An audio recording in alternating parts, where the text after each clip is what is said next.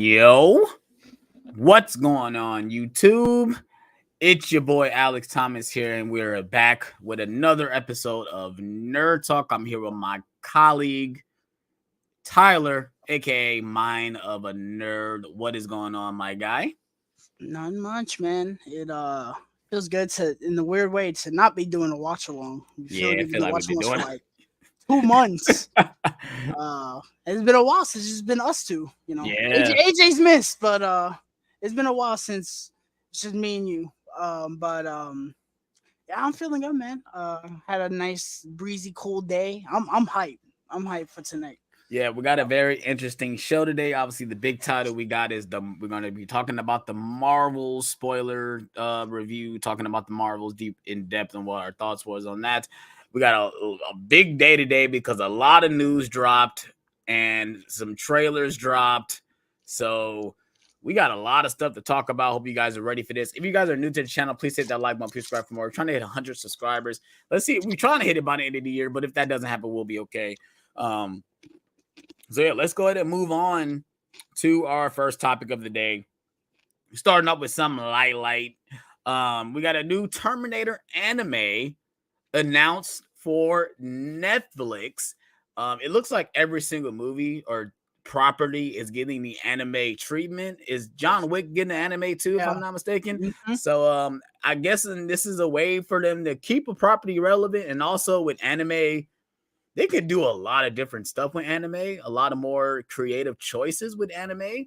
I'm all for it. I'm not even gonna lie, I'm all for it, especially if they do it as a series. You got a lot more time to expand the story and the world and the characters. And like I said, with anime, who knows exactly what type of style animation they're gonna take, but I'm all for it, man, because there's so many different things you can do with it. Now, are you gonna bring back actors to voice characters that we know? Like, are you gonna have Arnold be the voice of the Terminator? Or are you gonna have a whole new Terminator, as a different actor playing that character? Are you gonna bring in Linda Hamilton to play her character? Are you gonna do like a Scott Pilgrim thing? That's basically what I'm saying. Because Scott Pilgrim is getting an That anime comes out too. Friday. Yeah, it gets anime as well. So it's like, are you guys gonna do that with this? Who knows? I guess we'll see. We just got the announcement. Tyler, what are your thoughts of this? I I haven't really checked out too much of Netflix's anime. I feel like Netflix has done so many fucking animes. I know they did like a couple of the Godzilla ones. I tried watching it. It was really boring. Um, People told me that the Cyberpunk Edge Runners one was really, really good, and I didn't check it out because I have not played Cyberpunk 2077. I heard this news and was kind of just like, I'm very burnt out on Terminator. I said this. I was like, if it's in the future, knock yourself out. Yeah. I don't care. Said it after Judgment Day and go ahead. But which they should go in that route. If it's gonna be set in the past, no. I'm very much over this is the war and we need to go back and fix it. Yeah. You've done it 5 times already. And it still happens. The war still happens. Exactly. The war is going to happen. Just do that. Just do it. People want to see the future. Yeah. What is the one thing everyone says about most Terminator movies? Man, those parts in the future were really cool. Yeah. Even as bad of a movie as Genesis is, the parts in the future in the beginning were the opening of the movie. Yeah. And Dark Fate, the few flash forwards, I guess, that we got of the future were fire. Yeah. Those spider Terminators, bro, that shit was raw. I mean, Salvation, bro. Like, Salvation is the underdog of the series, at least in my opinion. It's really boring, but I mean, at a certain point, but when the action happens and you see what different type of Terminators they have, like those motorcycle ones, the squid ones, the ones that's in the water, like all those different the creative choices when it comes to the actual Terminators were interesting. I can see what people mean that it was pretty boring, but I was thinking I was about to say something. And I was about to say about Terminator 3. I think Terminator 3 has the best ending of all the franchise because what they say is that there's nothing they can do to prevent Judgment Day. They can't do anything about it. Regardless how many times they go back in the past, there's no way they can do it. It's inevitable. It's going to happen. So I agree. I think they should take the route and just go and just do the future. Just do an anime set in the future. You guys had no limits. You guys are drawing this stuff, guys. Yeah, for sure.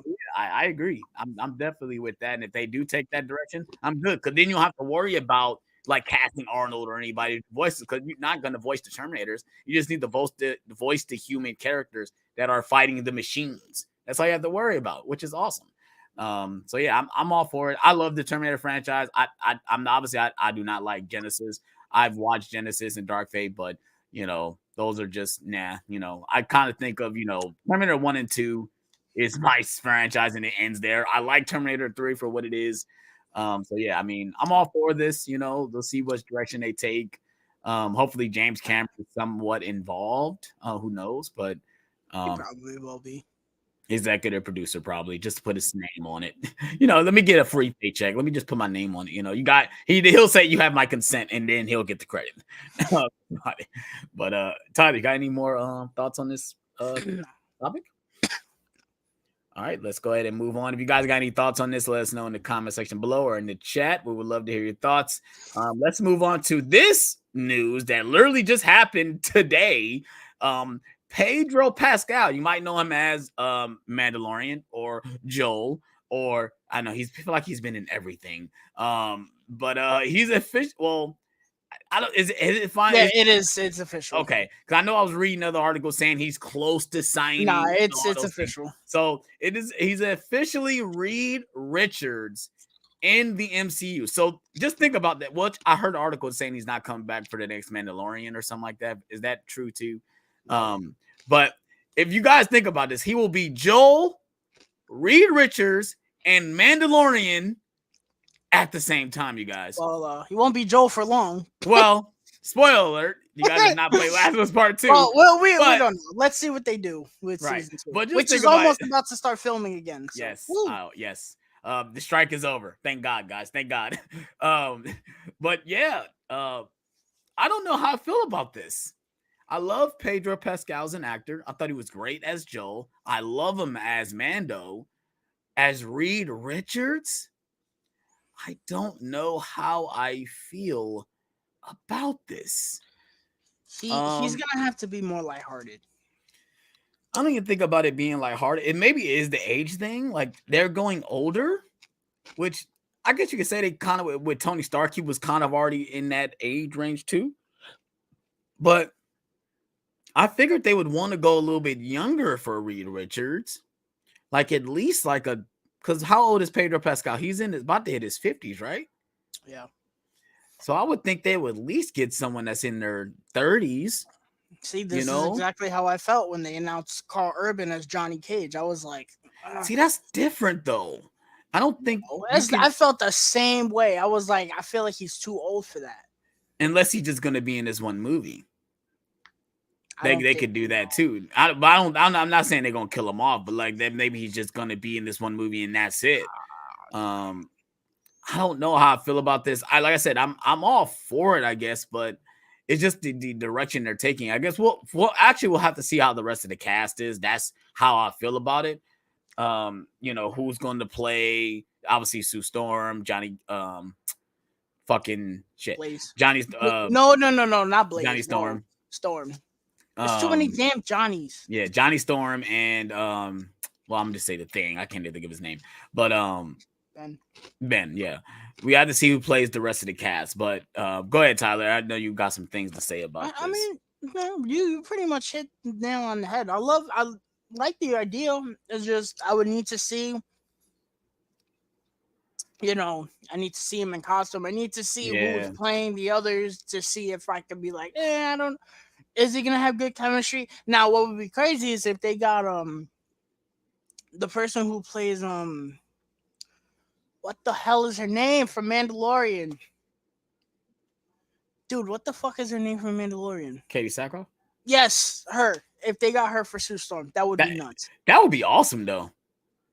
That would be nuts. I wouldn't mind that at all. It keeps it all in the Disney family.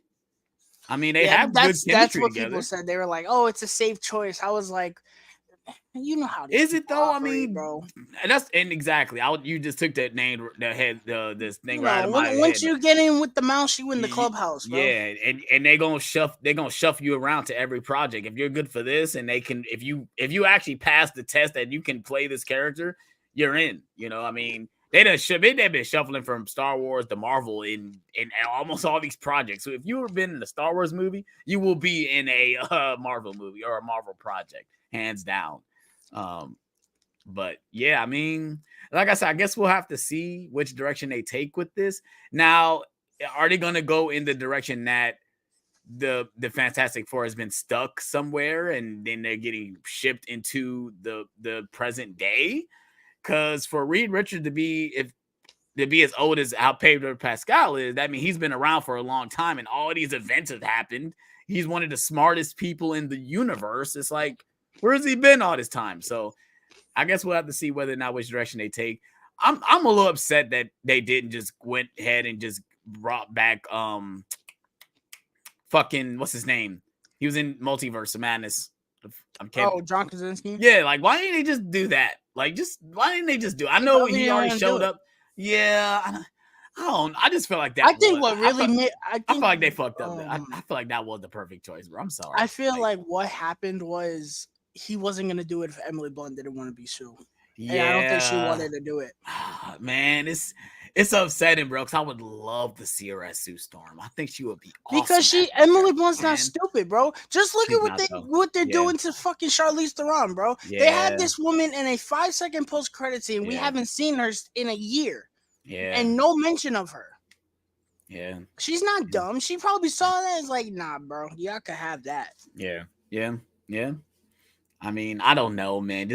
I think it would have been awesome seeing both of them be a real married couple and then be a couple in a Marvel movie. That shit would be fucking dope. But I guess we'll have to see whether or not what they do. I love Pedro Pascal. I most likely liked him in everything he's done. I don't think he's been terrible in anything I've seen him in. Last I was watching Game of Thrones, and he is awesome in that show. His fate is terrible, but he is awesome in that show. It's funny, I was watching it and I was like, man, like what hasn't he been a part of? Like, goodness gracious. So yeah. You got any more thoughts on this, Tyler? Ready to see the rest of the cast. Yeah, for sure. I feel like we're gonna get it. I think we'll have the full cast by the end of the year, and that's my prayer. Because I think they start shooting next year, so they have to have the whole cast by the end of this year. Well, so, they said by the end of the week we were supposed to find out. Yeah, but it's like I don't know. Like I said, unless we're gonna get the rest of the cast by Friday, I mean, which would suck because we got one tonight, and we're gonna have to talk about 3 next week. Next week, right? So yeah, let's go ahead and move on to I guess some sad news. Avengers Kang Dynasty's director has stepped down. He is no longer directing this movie. I figured, did you have the article? I thought you would have the article ready for this. 1 second. Yes, absolutely. I want this now. Yeah. Cal, what's up, man? But yeah. I agree, Cal. But yeah, he stepped down. And I guess we all kind of figured what's going on with Marvel and MCU. They're restructuring. Like, they're definitely restructuring the Kang storyline, which sucks because when they announced everything, I don't think restructuring is the word for it. Yeah, they're completely abandoning it. They're I think they're done with the Kang thing. It sucks because they were trying to build him up like he was gonna be this thing, and it's like it sucks that Jonathan Majors is going through everything he's going through. But even if he wasn't going through all the stuff he was going through, as all the stuff we've seen of Kang, I'm not excited. I'm not excited. You know, like I mean, I was after Loki season 2. I mean, not even after Loki season 2. Obviously, we'll get there when we get there, but like, for one, I feel like we've seen too much of him. Like, we've seen too much of Kang. Well, at least Jonathan Majors. So for him to be the big bad, I've already seen this character too much where it's like that when I see what you mean by that. when Thanos showed up in Infinity War, We'd only seen him in we've like only seen snippets. him in snippets. We only seen him like 5 seconds Yeah. of footage. And yeah, we saw him in Guardians, but he wasn't a That main threat in Guardians. it wasn't doing nothing. That was still like what, 15 seconds, 30 seconds we saw of him. So it's like at this point, it's like I understand the direction they're going with this. Me and AJ was talking off screen, and we were saying like, okay, I don't think they should completely abandon it, but if they're gonna do Kang Dynasty, make Kang Dynasty be the final end of Kang, and then set up another bad for Secret Wars. We've said on here numerous times. Yes, which I think that's what they should do. Because a lot of people keep saying recast. I don't think they should recast. I just think they should restructure and make them build up the Kang Dynasty. Kang's trying to be the big bad of that movie. They defeat him, but then it leads into something else. Like them defeating Kang does something bad, and it what causes Secret Wars. So I don't know. This is pretty sad. Because I think it's the same guy who did this he directed Shang-Chi, right? Mm-hmm. So is he supposed to be doing Shang-Chi too? I think if that's what they said, he's going to be doing that and something Wonder else. Man show.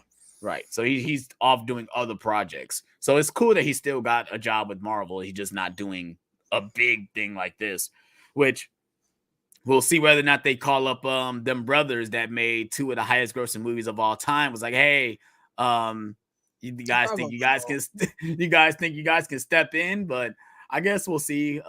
Maybe they'll call in what's his name, Ryan Coogler or something, and like maybe they'll call one of them. He don't want to do it. Yeah, they asked him, and he was like, "Dude, what?" Yeah.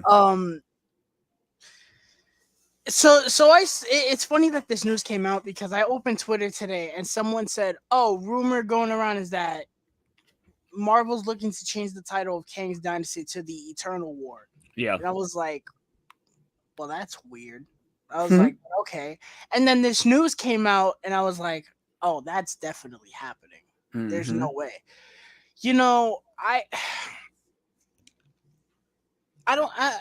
really don't have any feelings towards this. You know, I was looking forward to seeing him direct this movie because he directed the action amazingly in Shang-Chi. Yeah. But, you know, they got rid of the main writer who I think he had wrote Quantumania, among other things. Mm-hmm. And which first of all, good riddance, get out. And then they got rid of the director. So it's like, they really are scrapping this. And it's like, wait, like,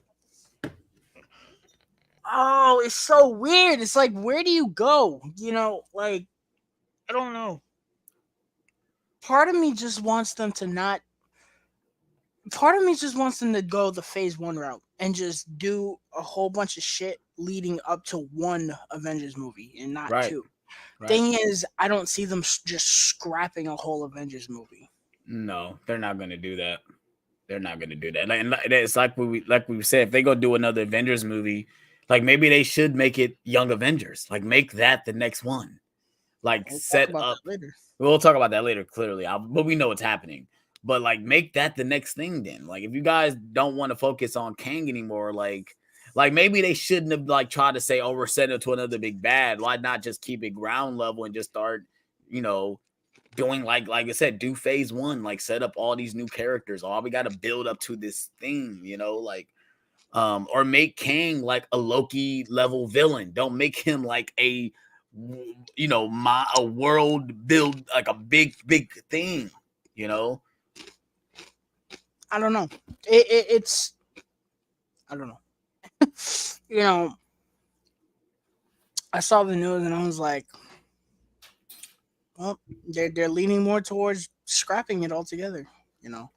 I don't think they're gonna scrap it. I think, like I said, I do believe they're gonna change the title, and they're just gonna have to probably just restructure or, you know, change something. I don't think they're gonna just dismantle it completely. Like, just think about how long that would be till we get another Avengers movie. Like, obviously it's been 4 years since we got Endgame. Like 5. Yeah, right. So it's like, I think we're at the right amount of years that we haven't gotten an Avengers movie. Like, It's just, I don't know. It's weird. The thing is, if you scrap Kang, what are you doing? And right. everyone's saying Doctor Doom. It's like, No, but I'm fine with that. I The feel like Doctor problem, Doom is Secret Wars, bro. Like he's a big I'm thing in Secret Wars. I'm fine with that. It's just the problem is you need to build these people up. You can't just scrap Kang and throw in another villain and just be like, okay, here's your big bet. No, you can't do Yeah, that. you got to They build had it the up.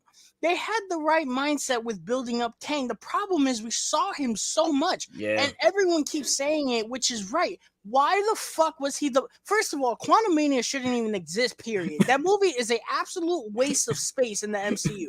But why the fuck is he the main villain? It Yeah. doesn't make any sense. exactly. It doesn't make sense. It makes more sense for him to be in Loki altogether. That Right. makes sense. Right. There is no reason for him to be the villain of a fucking Ant-Man movie, bro. Right. Right. That's like having Ultron be the villain of a Guardians of the Galaxy movie. Right. Right. It doesn't make any sense. Either that or it's just written stupidly. And it is written stupidly. So, I don't know. It's they got nobody to blame but themselves. They don't. Yeah. You know, allegations aside, they have nobody to blame but themselves. Because sure. now they're at a fucking point where nobody cares about what's happening with the heroes and they don't care what's happening with Kang. And they have nobody to blame but themselves because of them getting so fucking lazy and complacent with this shit. They better get, I said it like 3 weeks ago, they need to get their heads out of their asses and get their shit together. It looks like that's what they're doing, but delaying movies is only going to do so much. You can delay all the fucking movies you want. You need to write this shit and get it right. Yeah. They need to hurry up and do something fast. For sure. I agree.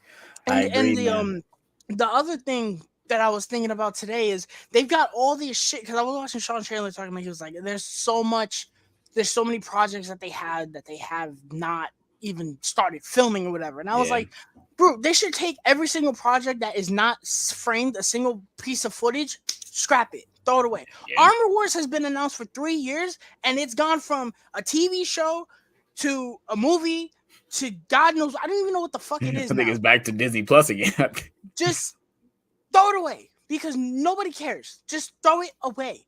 And I don't know how far the Agatha show is. If that, well, I think it's far because I think it's supposed to come out. It's coming out in February. I don't know. Why are we getting an Agatha show? This is the point. They keep what the fuck significance is a Agatha show gonna have to do with anything we're getting now? It's not. It's weird because they saw it. It felt like they saw that. Oh, she's very popular. Let's get her her own series. You know, she was popular in WandaVision. Let's go ahead and give her her own show. It's gonna take place in a certain time period that we never did. You know, it could do. No, it's not. They're not doing the Salem witch trials. Yeah, see, that's the problem. That's what I wanted. I don't know. They need to stop. I'm telling you, I'm not the first person to say Disney Plus ruined this fucking franchise. Yes. Well, I don't know if it was you. I think you posted the photo. It was like, well, everything we've gotten in this last 2 years is like the same amount we got in 5 years of, phase 1 to, 3 or whatever. Through all that time period, we've gotten so many projects because we've gotten the shows. Like the shows you got to add that in because you have to watch it to understand the whole MCU now. Like you had to decide, but you had to watch Miss Marvel to really understand who Kamala Khan is in the Marvels. Like you had to watch that show, or you wouldn't know who she is and why she does what she does. So it's like, I don't know, man. It's just weird that and obviously it didn't help that COVID was a thing and now we had the strike. So it's like, oh my God, like all these things just keep interfering with, and that doesn't stop saying these movies wouldn't be as good just because of that. But we got so many projects in a amount of time because of all that stuff too. Not saying that's an excuse, but that is a factor. But man, it's insane. I mean, and I can see now why people would say they don't know how Marvel will pick up after Endgame, because Endgame was such a milestone where it's like, yeah, you literally can just stop watching Marvel movies after that movie. You can literally just clock out and say, I'm done, because they had a great ending. Like literally, you could end the franchise right then and there. You don't have to watch no more. Because everything else just feels like filler at this point. It just feel like you said, DLC. It just feel like DLC to a big game that you played, but we'll it's see. okay. I feel justified because I said this 2 years ago and nobody batted a fucking eyelash. Everyone was like, oh, no, you gotta wait. You gotta play the long game. I waited 2 years and now what? Yeah. Now everyone has one foot out the door and they're calling for this shit to be over with. Yeah. Nah, but I'm the one that fucking complains, right? I say shit for a reason. Yeah. I don't say shit to waste my breath. Yeah. They need to get their shit together. For sure.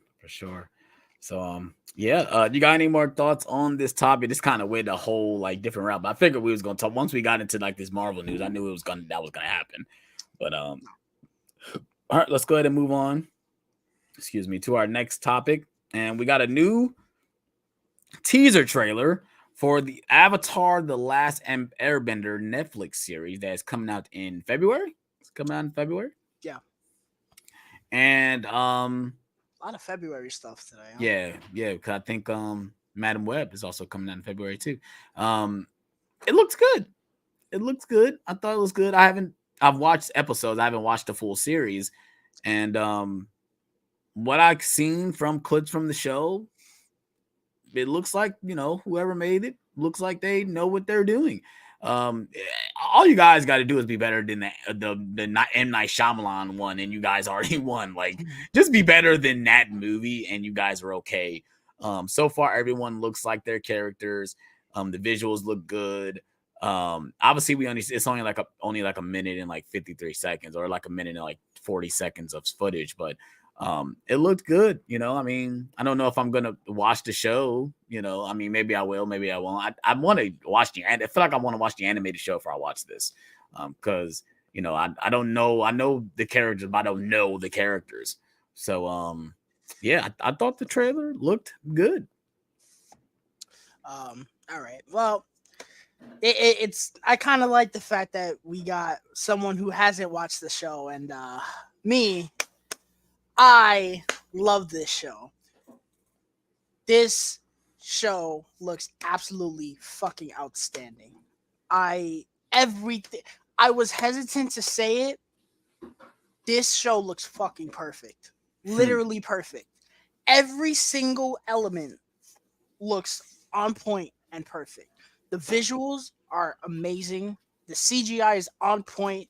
I'm so glad we're at a point where Netflix's CGI is to a T, because there was a point where that was not the case. Yeah. But I feel like Stranger Things was the one that really cranked it up. Yeah. For but sure. The budget on this show is immaculate. All the costumes look amazing. Appa looks like amazing. He looks amazing. It looks like this show fucking came to life. And I can't wait. I'm so excited. Now, I know it's a trailer and, they're condensing an hour, 20 half-hour episodes into, I'm assuming, 10 episodes.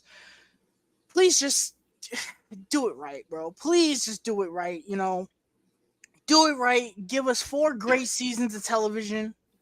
Or 3. 3 great seasons of television, and please just do it right, bro. We deserve this shit.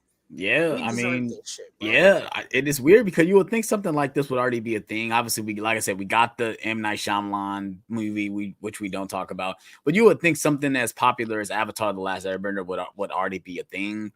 But maybe it's a good thing that it did take this long for us to get it, because maybe this time they'll do it right.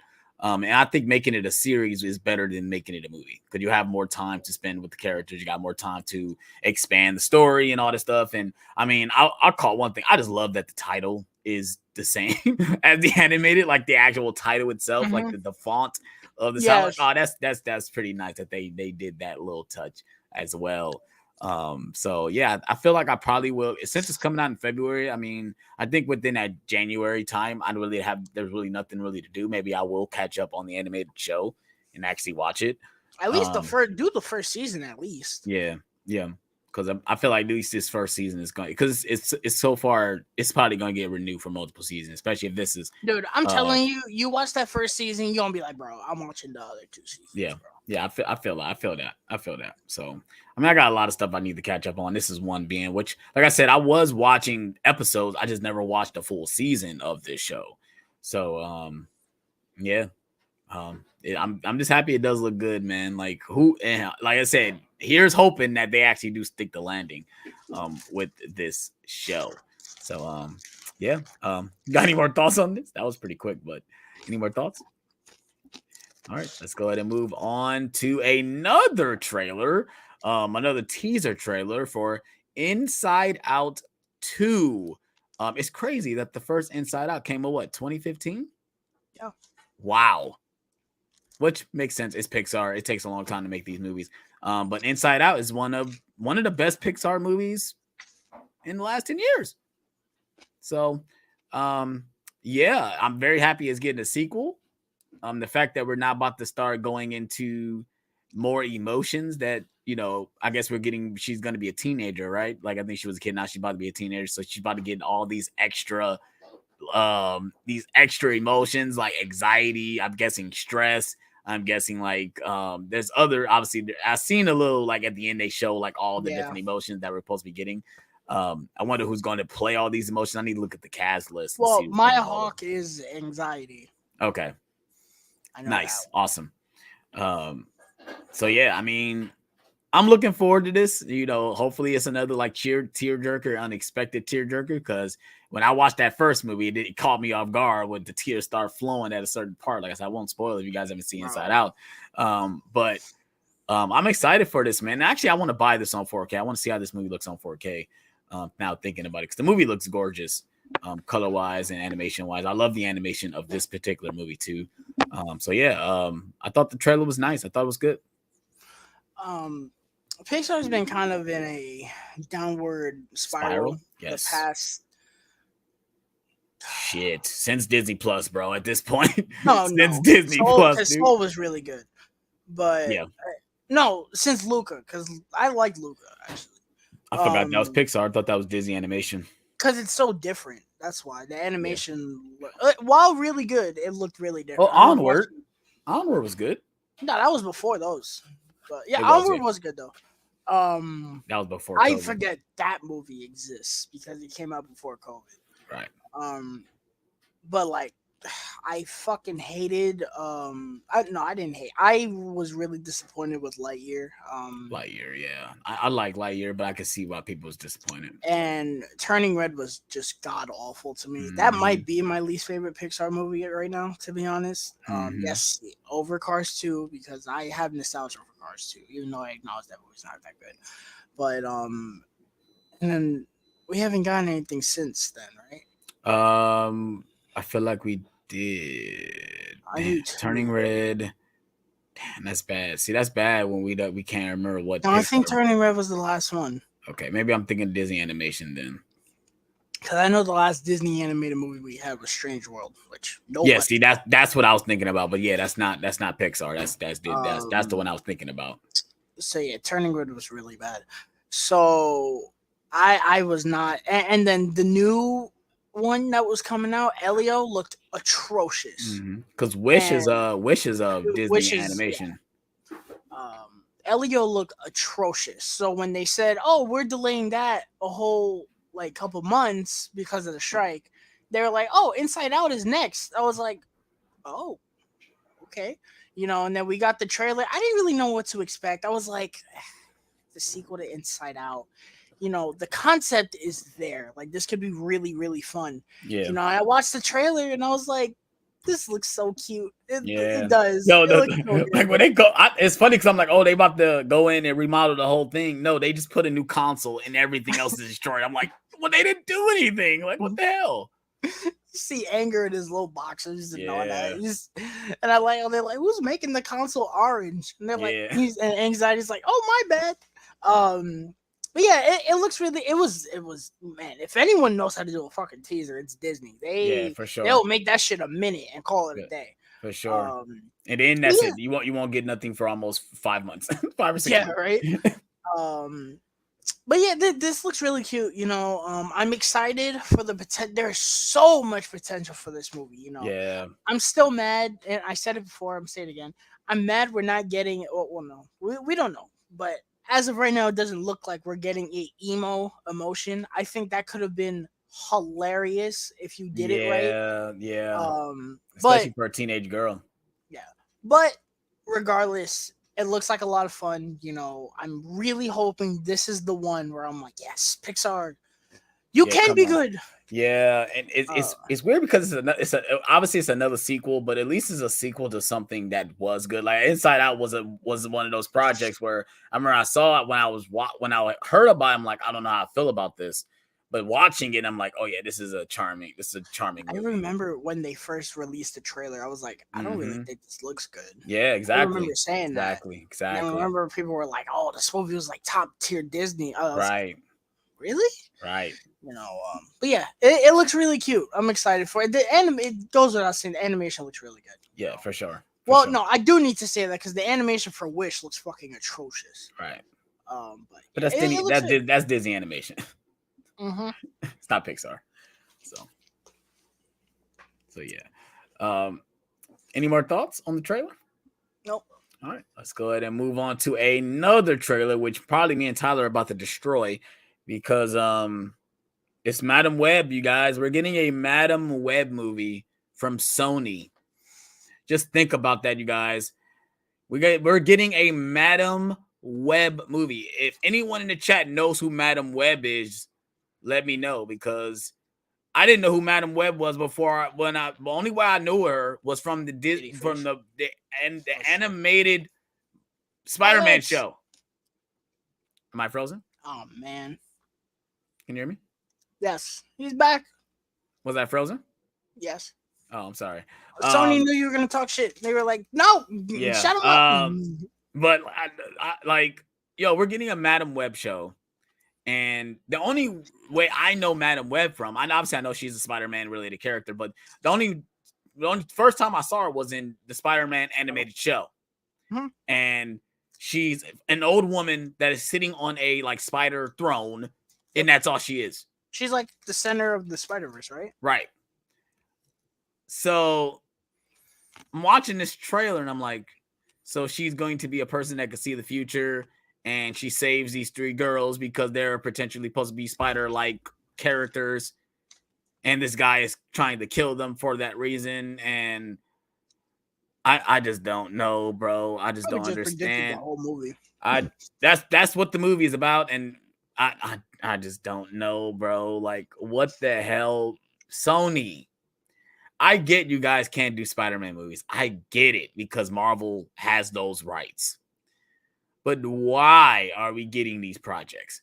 You guys have not learned from Let There Be Carnage and Morbius. Well, Let There Be Carnage made them money, so it's more Morbius because Let There Be Carnage made bank. Yeah, but I mean, it's to me. I think with some of these studios, they can't always think about the dollar sign, bro. Like if your movies are also getting critically banned, critically trashed as well. You got to look at that too, bro. You got to look at that. Sony does not. If there is one studio that does not care about that, it's Sony. I'm telling you right now. You're definitely right about that because this doesn't look good. This movie does not look good. I am not looking forward to this at all. I'm fed up with the Sony Marvel stuff. I really am, bro. Like I'm just done with it. I'm done with it. Okay. I think I pretty much hate these movies. I'm gonna be honest. I enjoy the first Venom for what it is, and Same. I hate Let There Be Carnage, and Morbius is the gift that keeps on giving. It's awful though.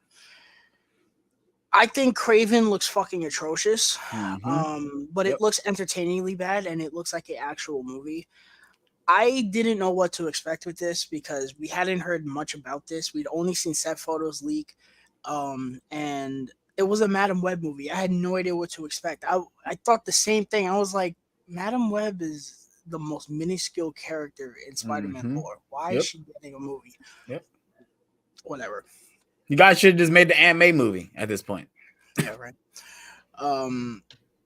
I had no idea what to expect with it. The most pivotal thing about this movie that I was seeing is that the cast was stacked. I was like, okay, what the way they were stacking the cast, I was like, this kind of makes me think they're gonna go like Birds of Prey style with this movie. Yeah, I can see that. That's not the case at all. Um, it's rather impressive how they made a worse looking movie than Craven. It might even look worse than Morbius, if I'm going to be honest. This might be the worst looking movie I've seen all year, maybe the past 2 years.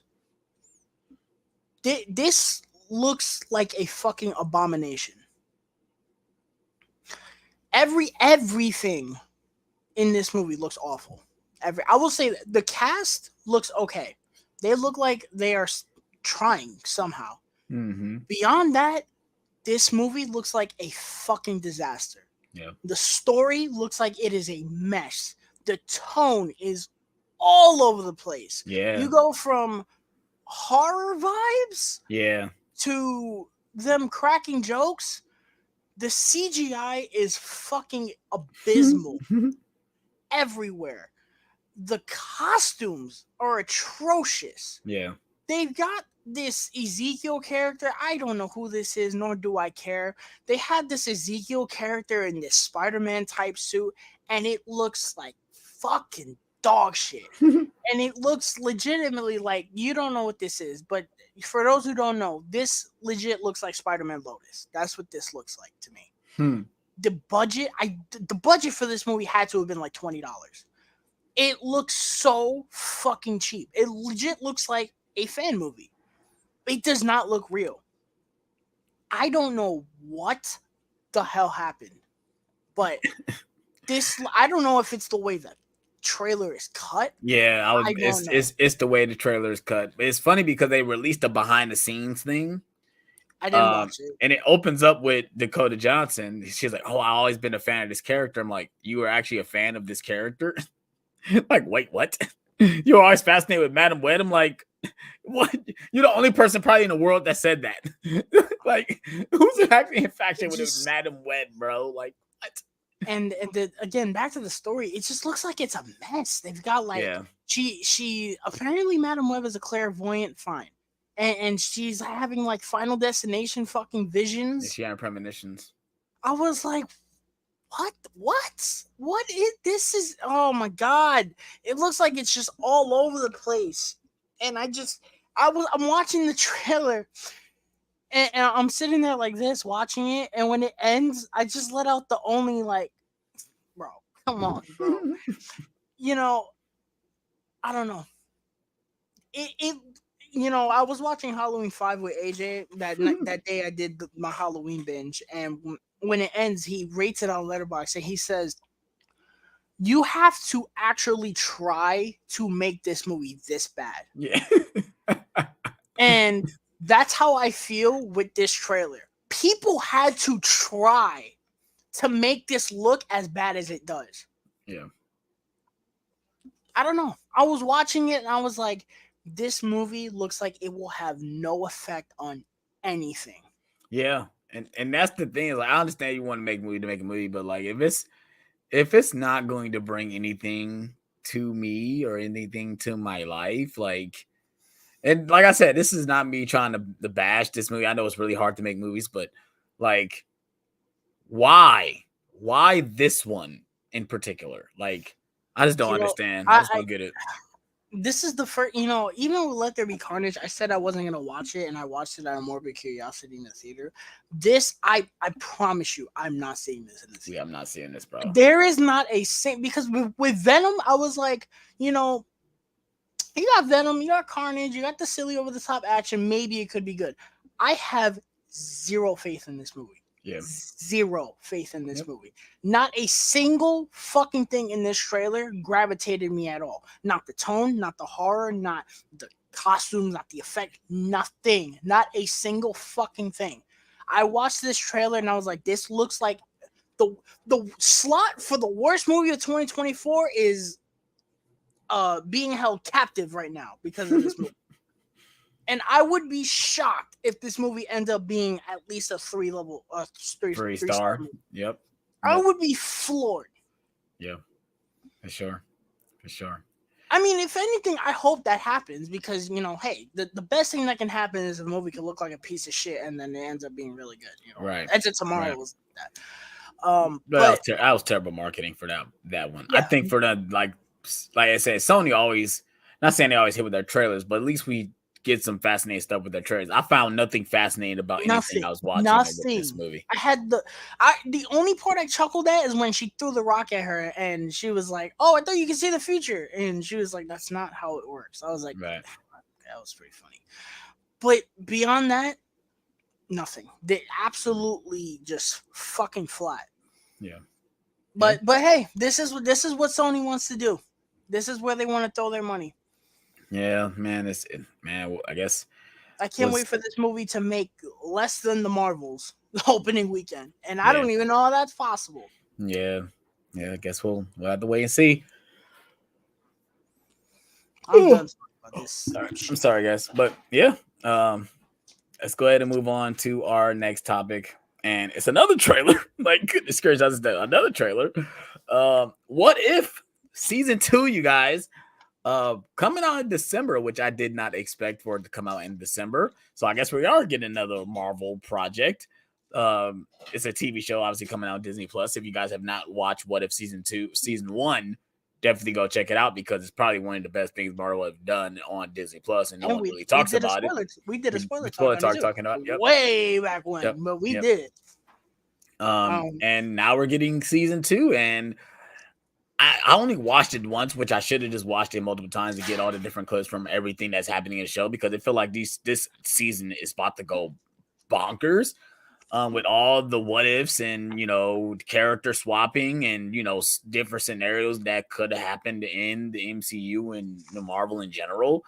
Yeah, this looks really good. Like I said, I don't expect this to be bad because it's just what if storylines, obviously with the things they could do in different multiverses and universes and stuff like that.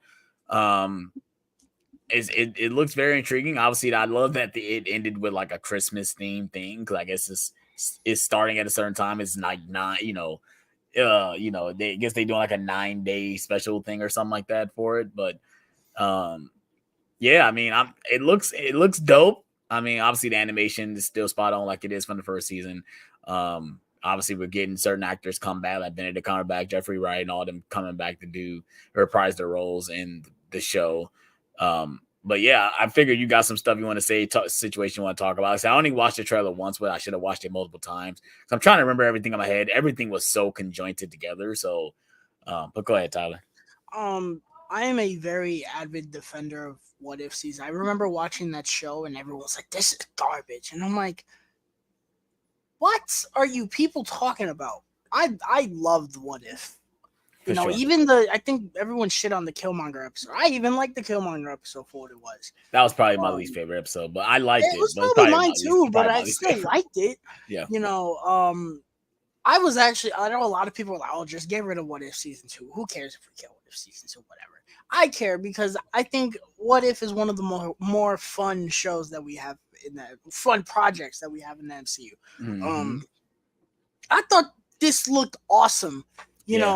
Now I do think it's weird that they're dropping an episode every day. Yeah. I think it premieres like the 19th of December and it keeps dropping until the 31st. Mm-hmm. Which is weird. So I guess when we do Nerd Talk, we're gonna do like 1 to 5 or 6. It makes it feel like we should just wait till the whole thing is over. But we could. I don't know. But yeah, this looks awesome. We're getting Jeffrey Wright back, which he's great as the Watcher. Yeah, he is though. Yeah, for sure. I would be very surprised if we don't see him in live action at some point. I'm ready for it. We're getting Supreme Strange back, which is great. Yes. We're getting Wanda back too. I saw Wanda in there. Yep. It's a different Wanda, but it's not the Wanda that died. She's confirmed to be dead. And the main thing that stood out, we're getting MCU Mario Kart. Yeah, I was watching. I'm like, I thought of Jack X first. I thought of Jack X, like, oh, Jack X, but no, yeah, it's Mario Kart. Yeah, and you see Jeff Goldblum in his car, or the Yeah, what the fuck is his name? Grandmaster? Is that what? yeah. No, it's not. No, Is it Grandmaster? I think you might be right. Is it Grandmaster? Jeff Goldblum from Ragnarok. Right. Let me see. Which I think he's playing his voice as well. Yeah, he is. Cause he there was another episode with him in it. Was it From the first in season? season one? I don't remember. I need to rewatch that. I need Oh, to it was watch. Grandmaster. I was right. Okay, I need to rewatch What If season 2. I mean season 1. It was the one where Thor was acting like an idiot in Right. Vegas. Yeah. Okay. Which Okay. was fucking hilarious, by the way. I love that episode episode. was great. Yeah.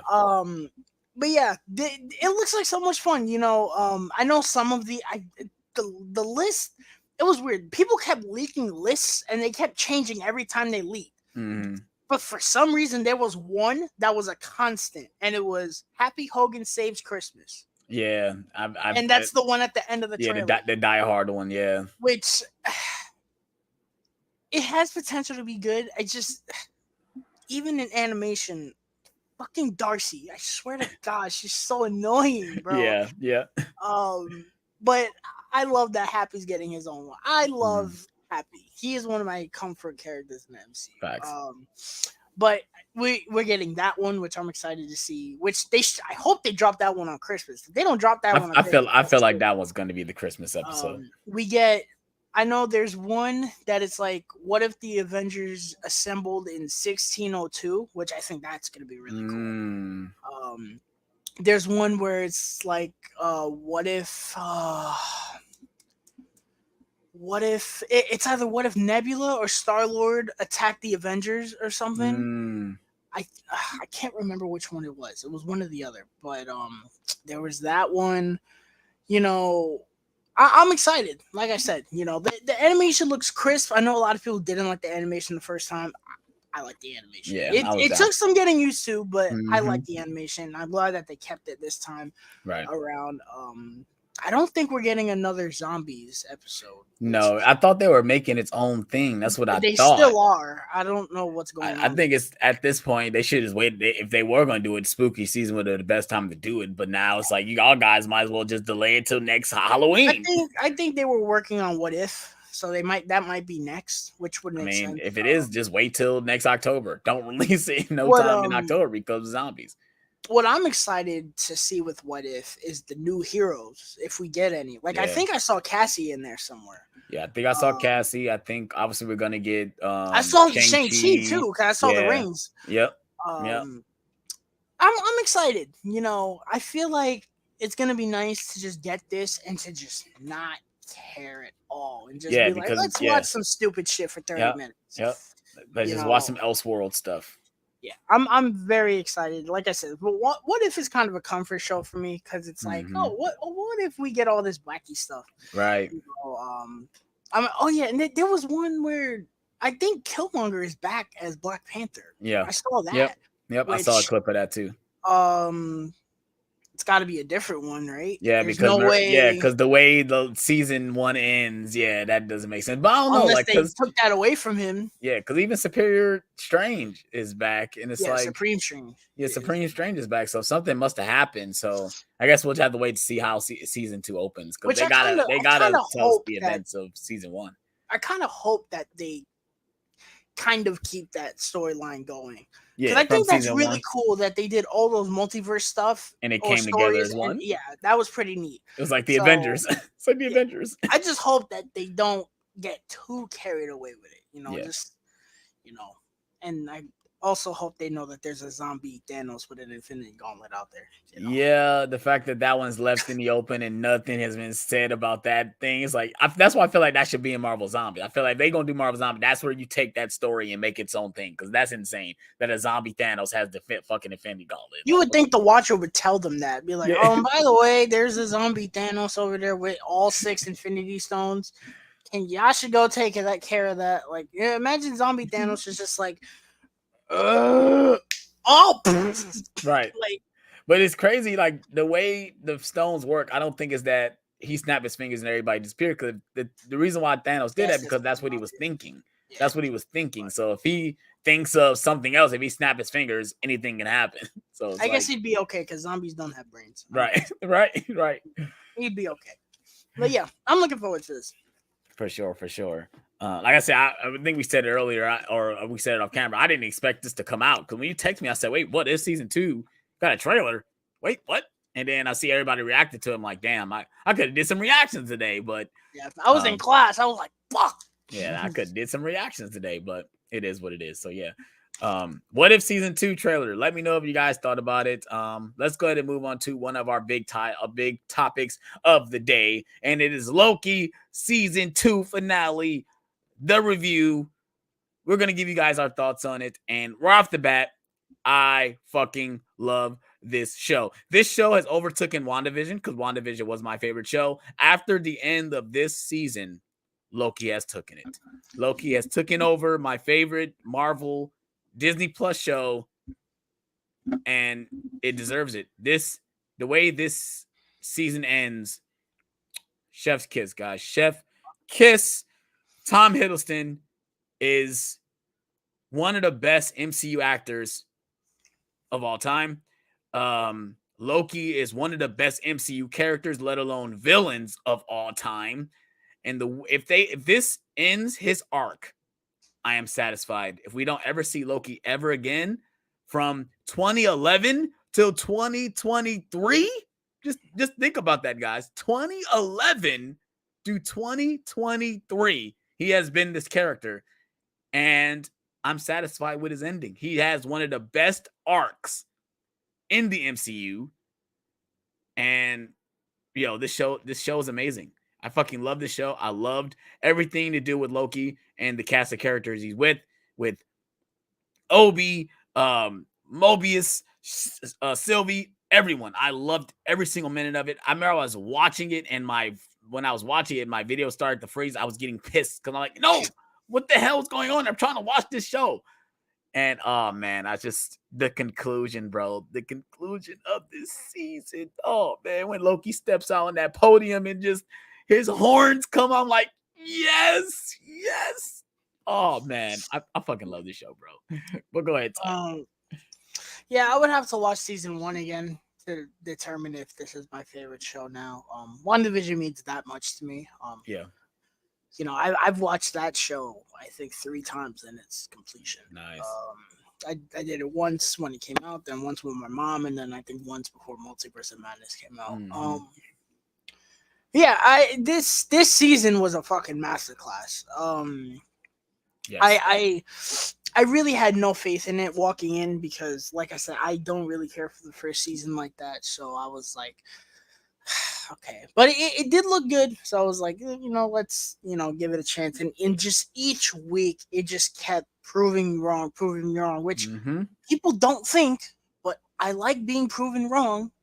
Right. I do like being proven wrong. Right. I don't like to always be right. Yeah.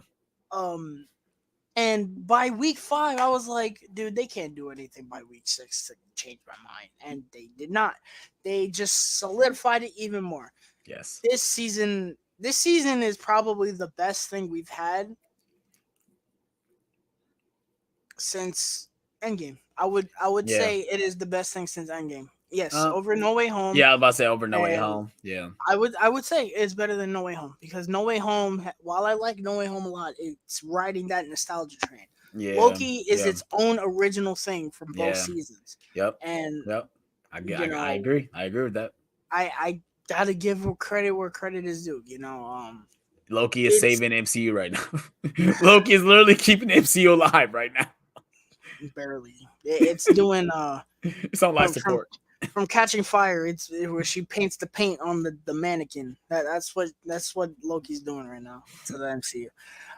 But yeah, this was just fantastic. I really liked how this episode was just, it was straight hands. It came off the amazing ending from last week, and it got straight to the point, and it honestly, it went places that I did not expect it to go. First of all, I'm glad that it was an hour long. I really liked it. Yeah. Marvel, keep doing this, please. I really liked how it went places I did not expect it to go. I expected it to just him to go to the TVA, save the day, and that was it. Which, Yeah. truthfully, I would have been fine with. I would have been like, cool, that's what you set up, fine. But the show is like, no, we're better than just fine. Fuck that shit. Right. Yeah. Yep. And he goes to back to the end of time, which I was watching with AJ. AJ was like, yo, what if the ending of the show is that he essentially just erases the show? Right. And, he goes back to the beginning and he prevents himself from getting the Tesseract, and that's it. Now, that would have been cool. That shit would have been fire. That Yeah, would have been that would have been great. amazing.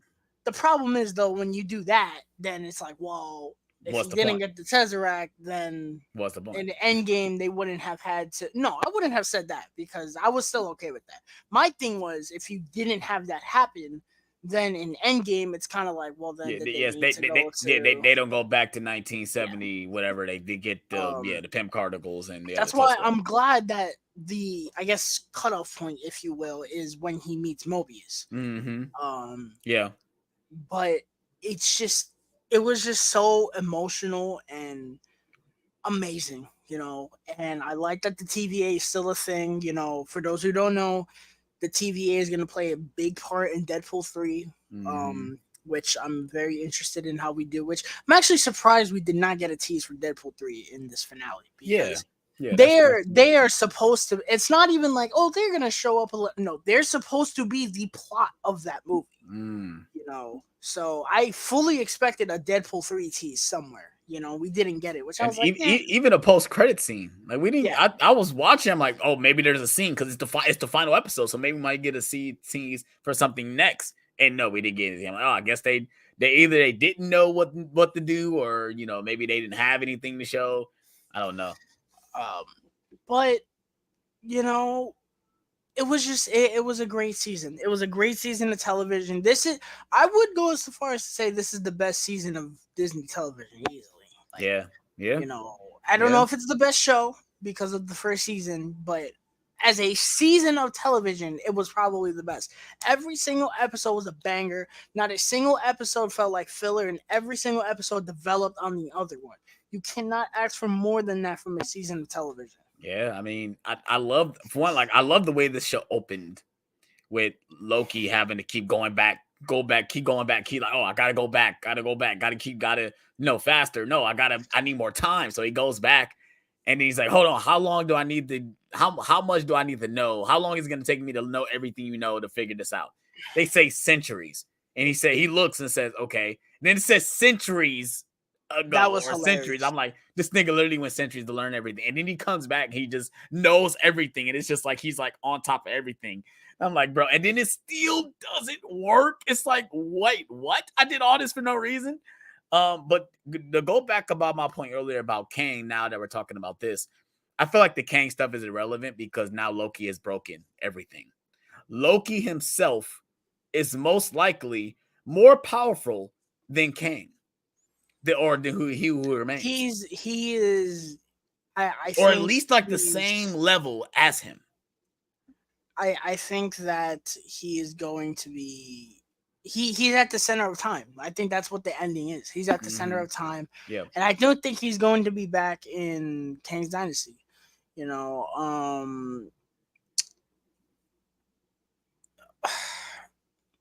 How much he's in it, I don't know. Yeah. What role he plays, I don't know. I don't know. I feel like this should be the end. Because he's never said he really wanted a throne, but he got his throne. He's at the center of time. Like, he's no longer the god of mischief. He's the god of stories. Like, I think his end is, I think, like, this is his perfect ending. Like, I do believe that this is it for him. At least in my opinion, this should be the end for this character. Obviously, Loki sells. So it's like, okay, yeah.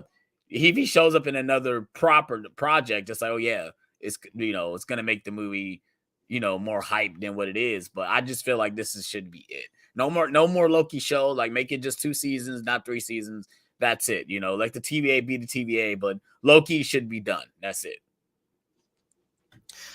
I don't know. If he is, he is. If not, even if he's not, I still have this. So I don't care. Right. No, Right. it's the same thing. It's the same thing with Wanda. If Wanda comes back and be like, "Well, I have your show, and Multiverse of Madness is a banger, so I don't really care." Facts.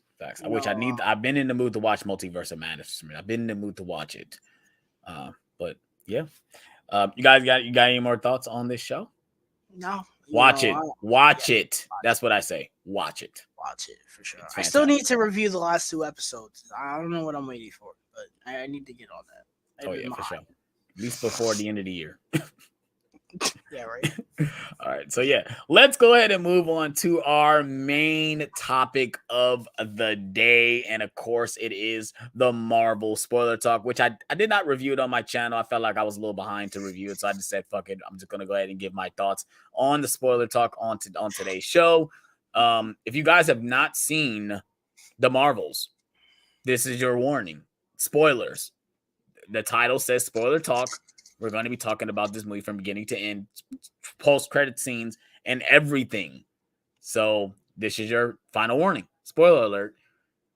You want to give thoughts, Tyler, before we go right in Well, no, spoilers? you go first because you didn't do a review. Right. So I didn't do a review. So right off the bat, I gave this movie a 4 out of 5 on Letterboxd. I really did enjoy this movie.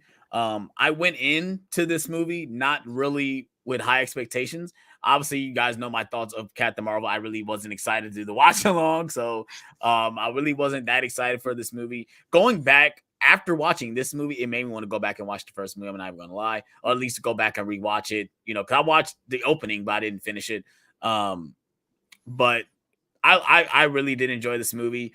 Iman Vellani is the star of this show, or star of this movie. She fucking kills it.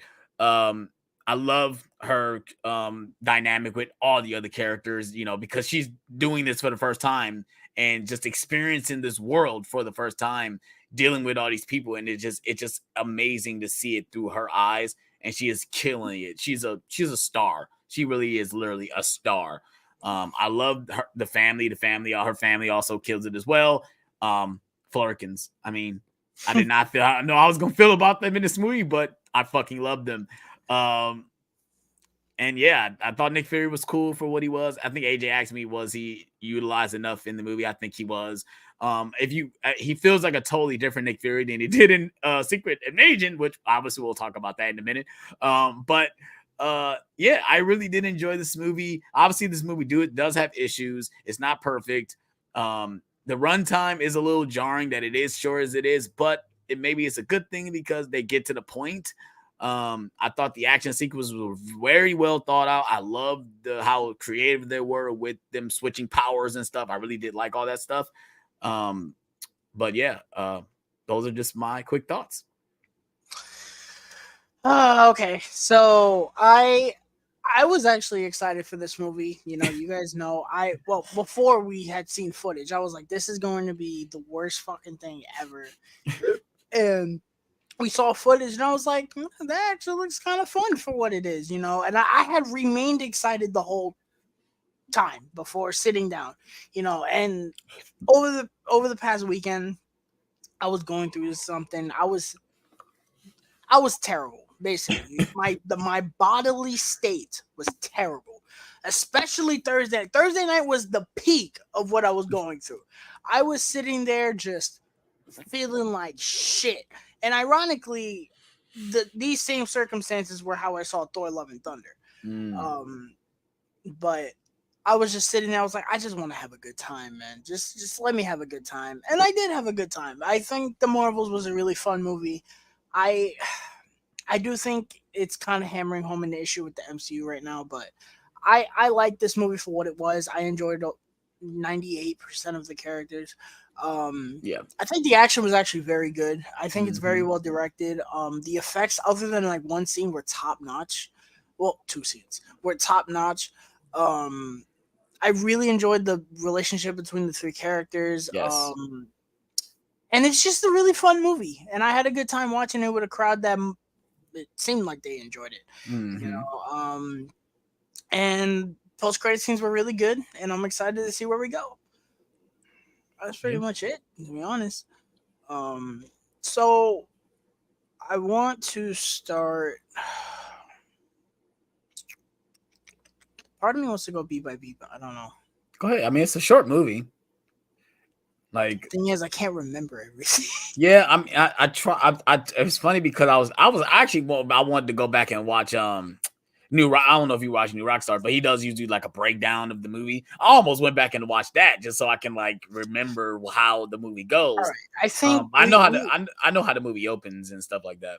I think we should just. I'll just start with negatives first. Get those out of the way. Yeah. So my biggest negative in this movie, without question, is the villain. And the This villain, yeah, for sure. Listen. What's her name? Darben. Darben. I get you. You're telling me. I don't know. I sat on it and thought about it for 24 hours before writing my review. This is my least favorite villain in the MCU. I wouldn't say my least favorite. You could throw Gravik, you could throw Malekith. Every single one of those villains, I thought was more intimidating than this villain. From the second she showed up on screen, I just had a stone face. Every time she was on screen, I never thought for one solitary second she could be any of our heroes in this movie. Yeah. And it even got to the point where in the third act, she got fucking demolished. She got demolished by all three of them. Yeah. It's like, it was so quick too. I remember sitting there being like, I looked at Kevin, I was like, damn, bro, she got destroyed. And even in that one little instance that she had the upper hand, she still got destroyed after that. Yeah. I was like, yo, you suck, bro. Yeah. You know, the actress is not to blame. I think she's doing what she can. You know, that's most of the MCU, to be honest. It's normally not the acting, unless, you know, it really is the acting, then whatever, fine. The villain, nothing about her appearance was cool. Her power set was whack. She was just simply, I want your powers to become powerful, and I'm mad at you, and you destroyed everything, or you took everything from me. See, that's and that I was just about. That's the thing I think that makes her not very interesting, is that her motivation is not very well explained until a certain point in the movie. I felt like I was listening to somebody and they made a decent point, because everything that she has an issue with Carol, we see it in flashbacks. We don't see it happen in real time, which was an issue for me. Yes, it is, because Sean Chandler walked out of the movie. He enjoyed it, but he said this feels like a Captain Marvel 3. Yeah, and I feel like we missed something. We missed something. Yep, I remember when they showed the flashbacks to what happened. I thought it was flashbacks to the first movie. Yeah. And I was like, but we see scenes that we never seen movie. They're scenes from the first movie, but we see when she goes back to the scene when that happened. I was like, that's exactly. I was like, even my friend was like, that didn't happen in the first movie. I was like, no, dude, I just watched it like 2 days ago. That was definitely new footage. I was like, why would you have something that major happen technically off screen? Basically, the whole villain's motivation.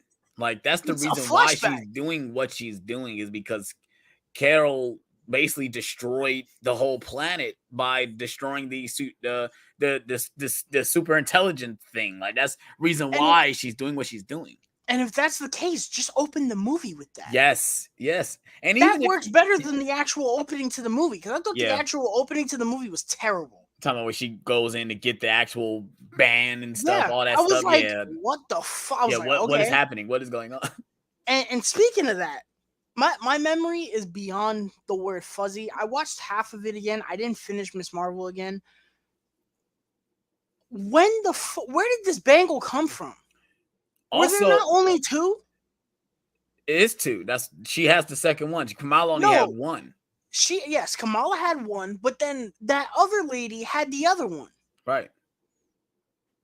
So where did the one that Darben find? Where did that come from? You're right. You're talking about from Miss Marvel, right? Yeah. No, where did that come from? So I think, that's why I'm confused, because even the one that Miss Marvel had in the show was smaller, right? It was not as big as it is in this movie. Like, the size of it was off for me, because I remember I was watching people was talking about Miss Marvel. I'm like, that doesn't look like the bangle from the movie, unless it was both of them put together. That's what I thought. I thought it was one bangle put together. That's what I thought. She's not twice as powerful in this movie. Right.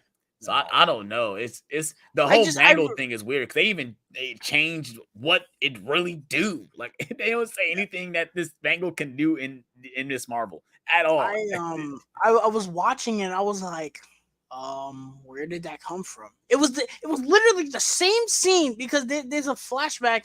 Is it a flash? Yeah, it's a flashback scene in Miss Marvel where which I just watched this shit like 2 days ago and I don't remember these people's names. The Cameron's mom or Cameron's mom, whatever. The bad guy. Yeah, one of them anyway. The villain. When she finds the bangle, there's a flashback to when she finds the bangle, and it's like deep underground somewhere during a world war or whatever. Right. It's the same scene, but I was just like, where did this come from? Unless there's just a fucking third bangle. In that case, how many of these damn things are there? Right. Yeah. That was the first thing right off the bat. I was like, what? I was like, okay. I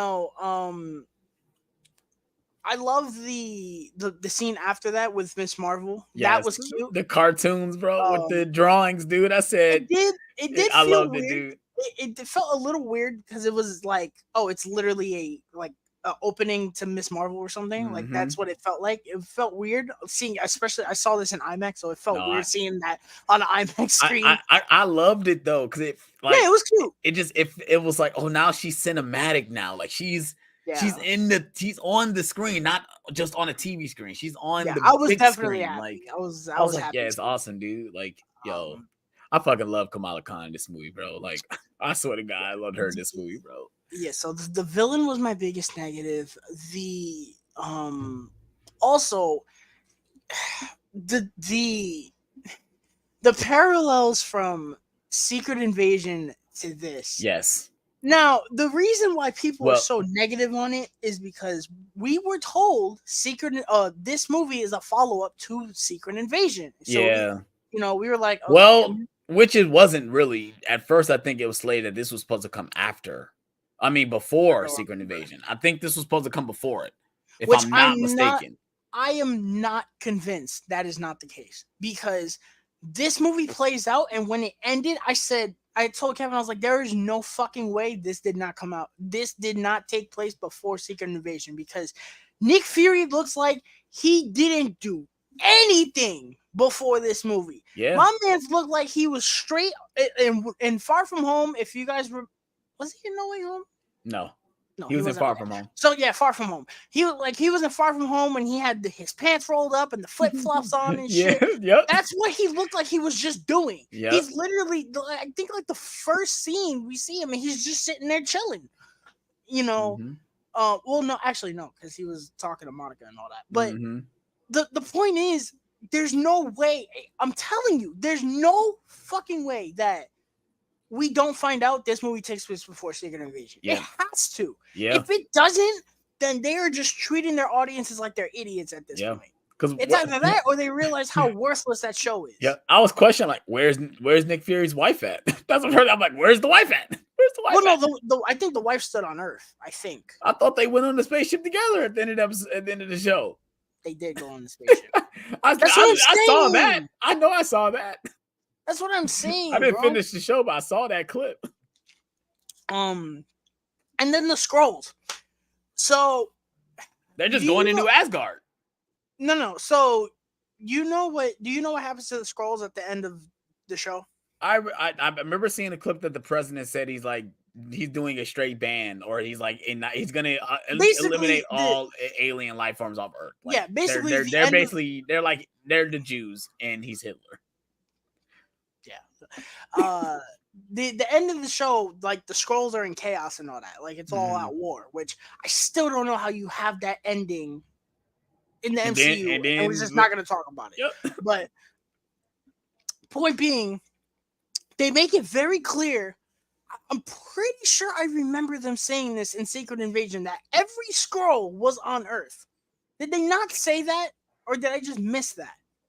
I think I remember them saying so. In there's a scene where I remember this from Secret Invasion where this is why I wish AJ was here. He literally just watched the show. Yeah, where Nick Fury is talking to, can't think of his name, Ben Mendelsohn's fucking character, Taylor. and he says every Skrull is on here besides the guy we see in this movie in his clan. That's Okay. what he says. He says that in that show. And I remember when someone brought it out in the video I was watching, I said, let me go back and watch that clip to make sure that's real. And he does say that. He says that this guy that the Skrull leader that we see in this movie, they're the only Skrulls that aren't on Earth. Okay. So every Skrull is there besides who we see in this movie. So that kind of makes sense. Well, they're on Earth now, so right. They're in New Asgard, which I think was that the cameo he was talking about when Valkyrie shows up. Yes. Yeah, because I was wondering, I'm like, what's the cameo that he was talking about? And obviously, we know they showed Kate Bishop in the trailer too. No, they showed Binary her mom walked past in the post-credit scene.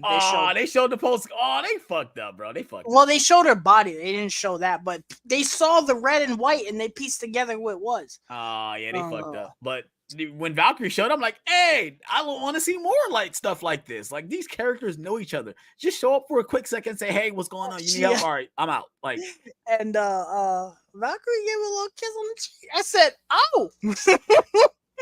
I was like, okay, which would make sense that Captain Marvel, plays for that team, if you know what I mean. Plays for both teams. Yeah. Oh, yeah, you're right. She does. Which we'll talk about that. Yeah, we'll get there. We'll get there. Yeah, which I didn't hate that scene.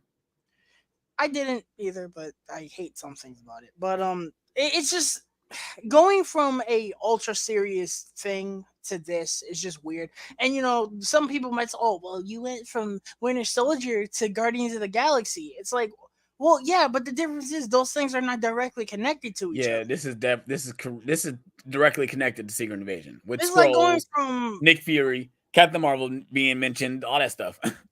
It's like going from Empire Strikes Back to The Phantom Menace. Yeah, exactly. Like, bro. But yeah, that was just weird.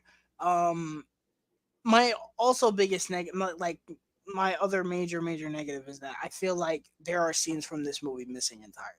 Legitimately. Yeah, and I feel like there was definitely some things cut off for sure. There's two instances in particular, and both of them really happen at the same point. But before that, I want to say that another issue I had is that I feel like the movie is just rushing to get to the end. I feel like the scenes, everyone's talking at 100 miles per hour to get to the ending of the scene, and the endings of scenes don't feel natural. They end, and it's like next scene, and it's like, okay, yeah. But two scenes in particular where I felt like stuff was missing.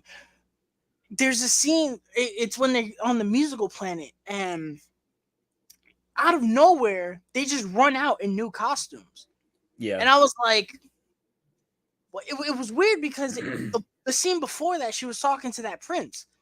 And then literally the next scene, they walk in with new costumes. Yeah, there's no like build up to it. This is like, there's a line saying we need new costumes, and they say okay, and then it's boom, they already got the costumes. I was like, who gave you them? Where did you find them? Yeah, it's like what the fuck. Which Captain Marvel's suit is fucking atrocious. You don't like the suit? The new one, no. Yeah. I like this one right here, which I bought this Funko Pop because I love it. But I love this one. This is great. Yeah. I love this. It looks like a genuine suit. Like I really like that.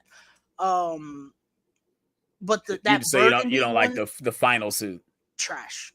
I didn't mind it. I think I agree that I like the first suit better, but I didn't mind this suit either. I didn't mind any of their suits. I'm happy that she didn't wear that suit that long. Right. But and then the other thing, the other side that I feel like scenes were missing is the prince. She makes a big deal about how much of a significance he had on me. Like she says that. Mm. And he has two scenes. Right. Of which have no significance on the movie. Well, one kind of. Not really. Yeah, not really. It's the scene where they get back together, and then the next scene is just a random dialogue scene. Basically, it's just like, oh, hey, you have a fight coming your way. We got to fight, blah, blah, blah. And that's it. He's gone. Well, not he's gone. Like we see him we see him fighting, fight, yeah, but that's in it. terms of his role in the movie, that's it. He's Yeah. gone. And for so far, we think he might have died too, because the planet got the water taken from him. And I remember like the marketing day, they were hyping this dude up because I think he's supposed to be like a big actor in like China or something. Mm-hmm. I'm just watching this and I'm like, you hyped this dude up for 2 scenes, of which they did not matter. Yeah. Something's missing, dude. Yeah. And and I just felt like if he had that much of a role to her backstory, how was he only in 2 scenes? That doesn't make any sense. Yeah. Yeah. I don't know. Man. Something about that don't seem right. And I also just think that scenes from this girl's backstory, what the fuck is her name? Darban. The villain. Yes, Darban. Yeah, but that's the one thing I'm saying. That's why I couldn't give it a higher score. That's why it's a very low 4. Like it's a very high 3.5 for real. But I really did like this movie. But like everything is my problems with the villain and motivations. Like everything is not shown to us. We're just supposed to know why she's feeling this way, and we don't connect with her because we don't know her. We don't know anything about this person besides she's upset her planet is destroyed, and she wants to take all these people's elements, all these people's their stuff away from these planets. And then it's a reason why she's doing these particular planets, because it's against Carol. But they keep calling her the Annihilator. Why do they keep calling her the Annihilator? Like, on my fucking nerves. Like they keep calling her the Annihilator. I'm like, what? Why do they keep calling her that? And then we understand why. But so fucking irritated. It got to the point she said it the 3rd time, and I told Kevin, I was like, yo, this shit is cringe, bro. Yeah. It was so cringy where the Annihilator. Shut up. What was I gonna say about her? Oh yeah. She was pulling elements from different, like, what was it, planets or multiverses? It was planets, because she didn't literally go to different multiverses, because they was able to go to these planets as well. So like she went to the water planet. She went to another planet, that squirrel planet that they went to suck the atmosphere from them, the water from that water planet, and then she was going to take the Earth's sun. The point is, she was pulling holes in space-time. It's like, where did that come from? Yeah, and it's weird because we've always seen, at least in Guardians and even like in Endgame, we've seen them do this before, where they literally do jump points. So has this always been a thing, that these jump points are not very good to do, like that you're jumping through space-time? Because in Guardians, they do it all the time. We've seen it do it in Infinity War and in Endgame. In Guardians 2, they jump pointed like God from knows one how point much. to no point. That was not good, where they were fucking like dissolving and stuff. Which I do love that scene. That scene is hilarious. But you're reminded that Guardians 2 is probably the funniest movie in the MCU. That movie is I can agree. Comedy gold. But I'm guessing the whole thing is that she's leaving them open. Like they're staying, like usually when you go through, it closes the shift. So it don't it doesn't stay open where other things can go through it. So my guess is that she's leaving them open, and it's causing a fabric and a rift in reality or whatever. And she needs both to kind of I guess make this big thing, I guess, or something. Which, like I said, it's just the villain her motivations. Like I said, interesting, but we don't care. Truthfully, her whole thing about like saving her world, that kind of just fizzles out, because what it comes down to is, oh, I want your bangle because it gives me power. Yeah. That's what it comes down to. Yeah. And it's like, dude, we've seen this already, bro. Yeah. We've seen the whole thing of, oh, you got one hero, and then you got the other hero who's like kind of the opposite of her, and the hero has like the same thing that the villain has, and they want that because when you combine them, they got power. That, like, it's so stupid. What other negatives? In terms of the one negative of green screen, the part where Monica was flying. Yes. Oh, when she first flies, bro. God. I said when the first takeoff was like, I'm like, oh no, Yeah, that looks horrible. yeah. I was like, what? And I said, imagine, I'm seeing this on a huge IMAX screen too. I was like, woof. oh no, that was bad. He was That like was Kevin McAllister when he saw the picture, Yeah. like woof. Yes, literally. That was the only time, I was rather impressed. I saw some people say, "Oh, the CGI was bad in this movie." I can't relate. I thought the CGI in this movie was actually pretty good. Yeah, same. That was the only scene. Well, we'll talk about that when we get to the post-credit scene. But yeah, that was the only scene I batted my eye. I said, "Oh, why did they let that go through? Y'all let that pass?" Which I was actually happy about. I was expecting the CGI to be really bad in this movie, Same. but I remember watching the trailers and I was like, the effects look pretty good. Yeah. So that was good. Now we're moving on kind of into the positives. Yes. The directing is very good. I've seen some people say, "Oh, the movie's kind of bland in the direction department." No. I was like, she did. It's the same person who directed Candyman. Yeah. And I think she did a great job. I think she did a great job with this movie. With direction wise, like I said, I think also with the comedy, I do think some of the comedy bits work as well. The movie was very funny. I was with it all the time. Like the scene where they're like learning how to do their powers to sync up together. I'm like, I thought that could have been so cringe. I'm like, oh, I loved it every single minute. When that happened, I was like, this is a very cute. This is a cute scene, and I thought it was adorable. That was so cool.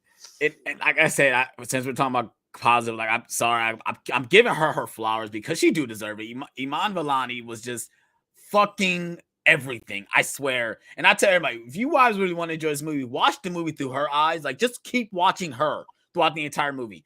Like the scene where they're on the song Planet, she is fucking loving every minute of it.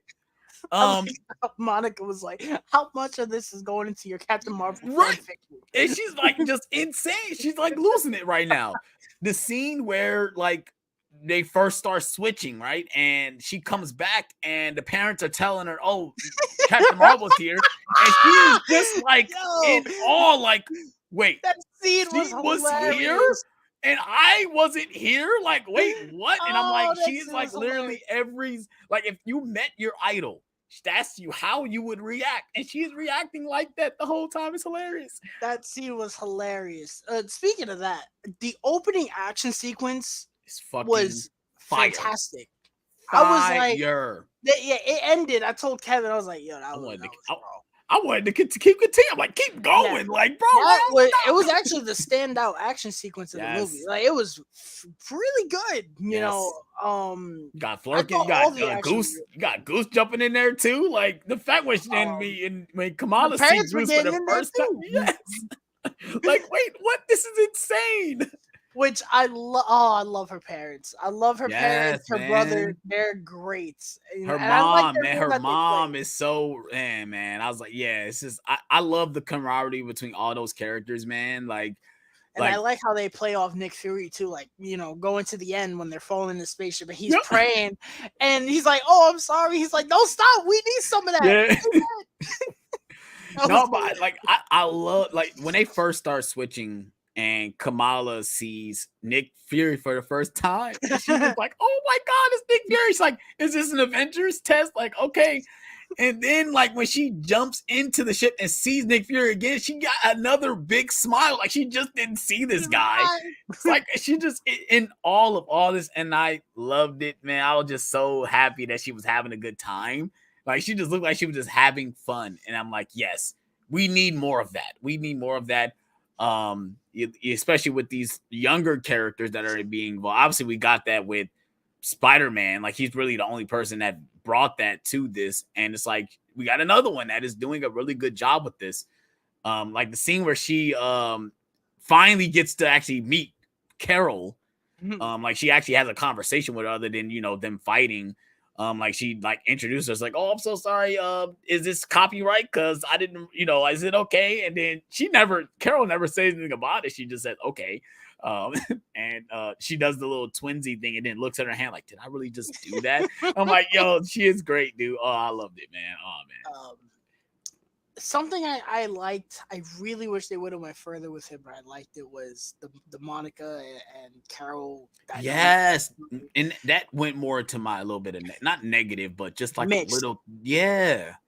because they started out, and I think Monica was a little too hostile towards Carol. It's She like, was.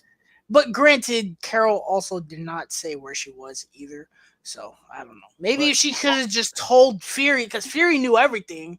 Maybe if she was just been like, "Hey, can you relay the message, please, so yeah, she doesn't think I'm a but douche." Fury's all about classified, so everything's classified. So it's like he knows how to keep a secret. That was hilarious when they asked, "Oh, what does sword stand for?" And Monica tells them, and Just he's says like, it as "Dude," classified. But I love that when she has or that saber, little whatever the fuck. she has the little the iPad, and she's like, "Oh, that's secret." She's like, "Then why is it see through? I can see through it." Like, what the heck is that secret about this? And I love that she keeps it. She still has it towards the end, knowing she trying to get intel on everybody. It's hilarious. I love that the mom is like, "So wait, are you guys surveilling us?" And she's like, "No, well, surveillance is a That's a strong strong word. word. That's a strong word." Uh, but yeah, I feel like we're not talking about Monica enough in this. I think she was good too. I do agree with you that they should have touched more on it. It felt like we get one scene where she was like, "Oh my god, I need you to be there," and then it's disregarded. Like they're okay after that. Whereas like you should have went more, and that's why I feel like the runtime was a downfall too, because you could have gave us more moments of these characters dealing with what they haven't dealt with them spending time together. Like, yeah, Carol left and never came. Well, she came back, but Monica wasn't there. She was Well, split. we thought she never came back. We get the reveal that she did come back, which I really like that scene. Right.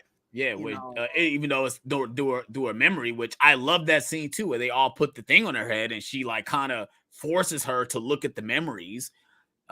Which that's where we get the memory where she destroys the little intelligence thing. But I agree. I did like that scene too, which I can't think of who plays the mom. What's her name? oh my god. Is it Lashana Lynch? Yeah, Lashana Okay, Lynch. she is great. Which Yeah. yeah, like I said, I even in like the post crazy, I loved her in the post crazy. I think she was awesome. I wish she would get more stuff because she was great in The Woman King. Which, if you guys have not seen The Woman King, watch that movie. She was good in that. She was really good in No Time to Die. Yes. Which I was very upset when they said she wasn't the new Bond. Where it's like, give her flowers, bro. What the fuck? But yeah. What the hell was that about? Yeah, I wish they had gone deeper with it, like, because I like when she calls her Lieutenant Trouble, and she's like, Yeah. "No, it's Monica." And Captain. yeah, I liked that. Also, let's talk about Brie Larson, because Jesus Christ, I really don't understand why people are just so obsessed with hating on this woman. Yes. Especially after this movie. I've seen people say she's so bland and she's just not bland in this movie. one note. She's not. I didn't feel that about the first movie either. I know a lot of people don't like her in that movie. I can like her see in it a little bit, but I feel like she was just now getting her footing this into that movie. character. I feel like she was great. I liked her in this movie. She didn't bother me at all. You know, I liked her. She was dope in this movie. Yeah, I really I agree. don't understand what people's problem is. I think it helps that she had Kamala and Monica. Yes, I do. With her. Like, I think her by herself doesn't work. But if you give her other characters to work off of that are different, but also like are able to like jump off her charisma wise, chemistry wise, she's a really good character. And to me, and that's why I feel like the runtime was another fallback, because I feel like we don't get enough time also to deal with the emotion that she has to deal with. She's technically the bad guy, technically. Like, she literally destroys a whole planet, and we get just one scene of her talking about that. And I feel like we should have dived more deep in that, because Carol is technically going through a lot. She technically abandoned her planet, destroyed the planet that she used to live on, and is running away from it. Like, basically, that's what she's doing. She's trying to right her wrongs, but also run away from it at the same time. And I agree with you. I think Brie Larson does. She actually feels like she is planting her footing as Captain Marvel. Like she really does feel like Carol Danvers / Captain Marvel in this movie, which I'm very happy about. The downside is like what you said. She's gone through a lot, and I feel like And we didn't see it. we didn't see it. You Nope. know, Everything but post credits. Post credits. Yeah. Post credits. So it's a shame because I feel like if we did see that, if let's say we did get another movie in between this, I feel like it would have benefited this movie. Yeah. The comedy, I feel like the comedy in the MCU is kind of make or break for how much you like these movies at this point. Yep. I thought the comedy in Guardians 3 was mostly awful, so that movie is not very. It's better than I thought it was when I saw it, but it's still not very great because of the comedy. This movie, I see, and another movie is Love and Thunder. That movie relies heavily on the comedy, and most people hate the comedy in that movie, which is why they think it's the worst thing ever. This is another one of those movies, and I think it worked, and the movie was very funny. There are two standout scenes. They're not really standout scenes, but they're two big scenes that if you don't find them funny, your scores for this movie will drop like I don't even know what. The first one is the Musical Planet. Now, we talked about this. We talked about this on Religious End on here when we were talking about the trailers for this movie. Yeah, because remember at first we thought it was just going to be a straight musical. At first I thought it was going to be a straight musical. They didn't clarify that either. They were just like, yeah, there's musical stuff in here, and they didn't clarify if it was going to be the whole movie or not. I cannot imagine this movie as a musical. I can't either. I can't. I'm very happy they didn't go in that route. It probably would have given more depth to the villain, truth be told. She had a villain song. First of all, Brie Larson has a great singing voice. I don't know if she's done any musicals, but she should if she hasn't. Is that really her singing? Well, she can sing. She did Scott Pilgrim. Right. But the Musical Planet. So we didn't know what the musical element of this movie was. I had heard about it right before I saw the movie. And basically, you go to this musical planet, and the only way you can talk to them is by song. Which I like the idea of that. That is kind of cute. Yeah. But the way now, to be fair, I liked this. I just want to say that. But again, this is something that once you hear it once, if you don't like it, you're gonna fucking hate it. Yeah. I was very kind of like, I'm vibing with it. It's really weird though. It was mostly made better because of Kamala and Monica. Yeah, because they were like the ones that were just like, what the hell is this? And they're the audience. They're us. Yeah, and the fact that it sounded good too. The singing wasn't bad. Yeah. Like even the first guy that introduced them, I'm like, he has a nice singing voice. I'm vibing with you, bro. Like, thank God the first person that sing is really good. He broke out in song, and me and Kevin looked at each other and we're like, "Oh boy, here we go." But I did enjoy this, but it's not long though. That's the thing too. That's not the good thing too. It could have been like if this was Marvel like 3 years ago, this scene would have been way longer than we anticipated.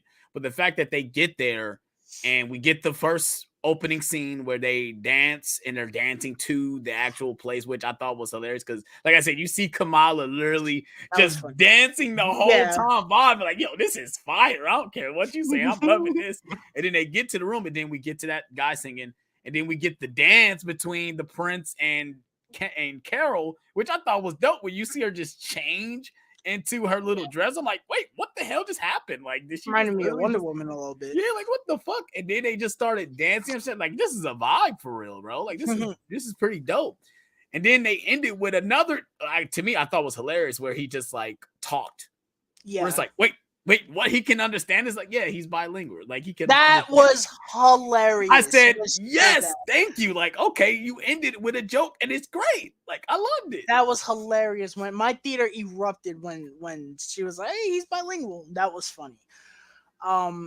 The other scene in this movie that I'm sure if you were not checked out by the musical part Yeah. and you saw this and hated it, you were done. So I actually thought this was hilarious. Like this, I was all in for. I thought this was hilarious. So they the escape pods all get destroyed, and they're like, "Oh, we only have like one chip, and it's only gonna fit like 15 people or something in it." And Nick Fury was like, "Oh, just try anyway." And I was like, "That's not the answer you give, but okay."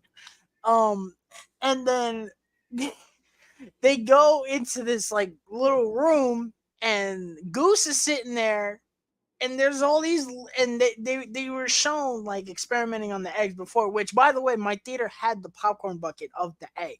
We saw it on the counter, and I was Y'all like, trying to figure out what it was? yeah, we didn't know what it was, and I was like, is that from like another movie or something?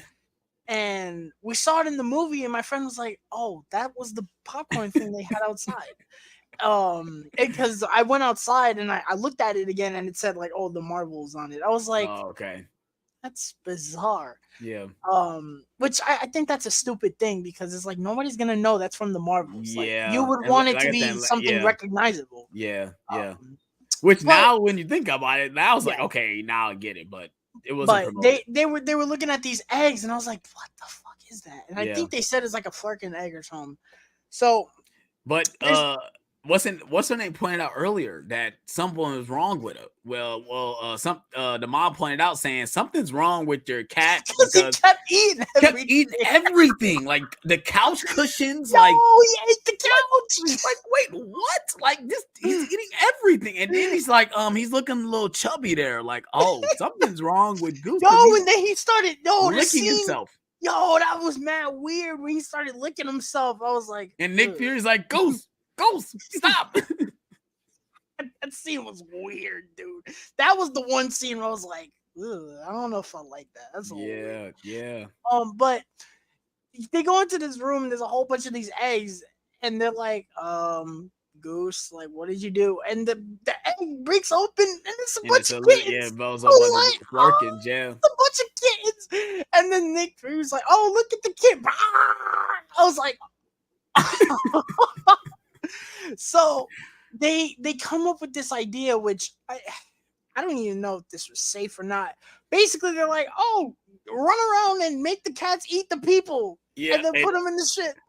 and I was like, the fact that they keep oh, the fact that everybody just keep running and they're telling them it's safe, it's okay, this is how you're about to survive, and nah, bro. everyone is just so scared. And then the one lady that we keep focusing on with the other guy, she's like running and trying to hide, and then she looked back and there's a Flurkin, like, I got you. And it's just, yo, I love this entire scene because even Kamala's running around with one and just saying, I'm sorry, I'm so sorry, but it just keep eating people. I'm like, yo, this is insane. It was funny when because Carol's looking around, she's like, what the hell is happening? And then she sees one of them eat the dude, and she realizes what happened, and she's like, oh, come here. Yeah. She's like, oh, let me grab a cat. I thought this was great. My theater was eating it up. Yeah. You know, but again, I would understand. Isn't a song playing while they're doing this too? Like, it's like a weird song playing. I'm ready to watch this movie again. I'm ready to watch this again. I did say that walking out the movie. I was like, if somebody says, let's go see it again, I'd be like, yeah, okay. It's a quick movie. That's the one thing I do give credit, because I remember I was watching it and I'm like, that really flew by, and not really in a bad way. I do agree with you that it does just feel like it just flies. Like they're just getting to each scene like so fast. I'll talk about the point where I thought it was overrated. Most definitely wasn't. But yeah, I can understand why people didn't like the scene, and I can respect that. The point in the movie where I thought it was over was after when they have the battle on that singing planet, and they all end up in like that cornfield or something. Yeah, I thought the movie was done. Legitimately. Oh, you thought that was the end? I thought it was over, dude. And then when they were like, no, we got to go back, I was like, oh, okay. And there was like 25 minutes left in the movie. I was like, oh, shit, okay, whatever. Yeah, this is the third act. Which I didn't. The last 40 minutes I thought was great because it was just all action. Yeah. But yeah, the third act I thought it was fun, even though the villain just got absolutely demolished. Yeah, Um, I love that they when they finally got together and started using their that was powers. awesome though. Like It it was really was just, cool. man, like I gotta give credit to whoever was the stunt coordinator, whoever did coordinated the action and the fight scenes. You guys did a great job. I don't know if you read this, but I think the director was inspired by Final Fantasy, like the Yeah, I way. saw that. Yeah, I was like, that's very interesting and different, and it makes sense because of what type of powers they got. Like, man, it's just I really thought it was interesting that they did that whole thing, because I didn't think it was gonna work with them like changing and switching places and stuff, but the way they were doing it was great, man. Like, even though like when they first do it, they don't really have everything together because they're not really working as a team. But like when they finally get it down in that third act, they are just demolishing Darban, like just dogging her, dude. And then it's to the point where she get like smashed. I'm like, oh, she's dead. Yes. And then she didn't die. I'm like, wait, what? But then she somehow gets away or gets out of the situation and gets both bangles. And they're trying to stop her from doing what she's about to do. Obviously, open up a whole hole in a different universe, kind of like I guess what Doctor Strange did at the end of No Way Home, which it does look similar to the No Way Home, which I do like continuity wise. It does look similar when it comes like the purplish look. Um, and somehow she gets destroyed. She blows up, so she's done. She's DUD. She gets destroyed Which by. they showed in the fucking trailer, by the way. They The did. final trailer. Oh, I'm so Dude, the happy I didn't watch final that. Oh, I'm so happy let I me, didn't watch let me that. tell you, bro. I'm tired of Marvel releasing final trailers for their damn movies and spoiling What's going everything. on, yo? They showed so much of this, including this. Like when Darban was all like zombified and fucked up, they Yeah. showed that in the fucking trailer. Wow. Yeah. I don't know. Maybe they just do people would probably go see it. That's exactly why. So But let's go ahead and show she all the big moments. Let's go ahead and she show the big died. moments that you're D missing. did. She died though. She's DUD, and then Monica was like, "Oh, I'm gonna go fix it now," which I called. I was like, "She's probably gonna die." But she doesn't Well, die. Obviously. but that's when I heard, because I had to remember if I heard this right. They said that she had to close it from the other side. So I thought right away it's like she's gonna get stuck. And when it happens, I said I was right. I kind of predicted that. But when Carol was trying to rush to get her, I thought it was gonna be one of those moments where it's like kind of like No, she got her. yeah, or I thought it was gonna be like an Iron Man type moment where the portal closed and he actually gets out and doesn't get stuck. I thought that was gonna happen in this movie, but no, they actually do it where she gets stuck in another universe. And I was like in awe, like, wow, like, okay, like this is something different. Who knows what it does with the incursion, because we know that in Multiverse of Madness, if you get put into another universe, who knows what's gonna happen with that. But I thought that was very interesting. The way it ends with the family moving into Monica's, I guess, her home, home she grew up in. I thought that was pretty cool, because obviously their house got destroyed by the opening sequence, which I thought was hilarious. I loved all this, the final scene where they get into the plane and she's like, oh, we're just, we holding it down for her when she comes back, kind of, is a point that they made it earlier in the movie with Monica being blipped. So I thought this was dope. I guess we can talk about the final scene as well, which I thought it was a post-credit scene, but wait, hold on. Go ahead. Kind of breaking news, kind of not. So these are rumors, not true. Christopher Abbott and Jamie Dornan reportedly tested for Reed Richards. Well, that's not the breaking news. But this is that Javier Bardem is reportedly the top choice to play Galactus in Fantastic Four. I don't like that they're doing Galactus. I said that before, but yeah, right away. Come on, yo. Come on, guys. That sounds like exactly what they did with Kang in Fantastic Four. Yeah, and Ant-Man. Yeah. Oh man, come on, guys. Try to find another villain, guys. I'll do Galactus, bro, because Galactus is up. That's a Thanos like villain, bro. You don't do Galactus yet right away, but yeah. Well, yeah.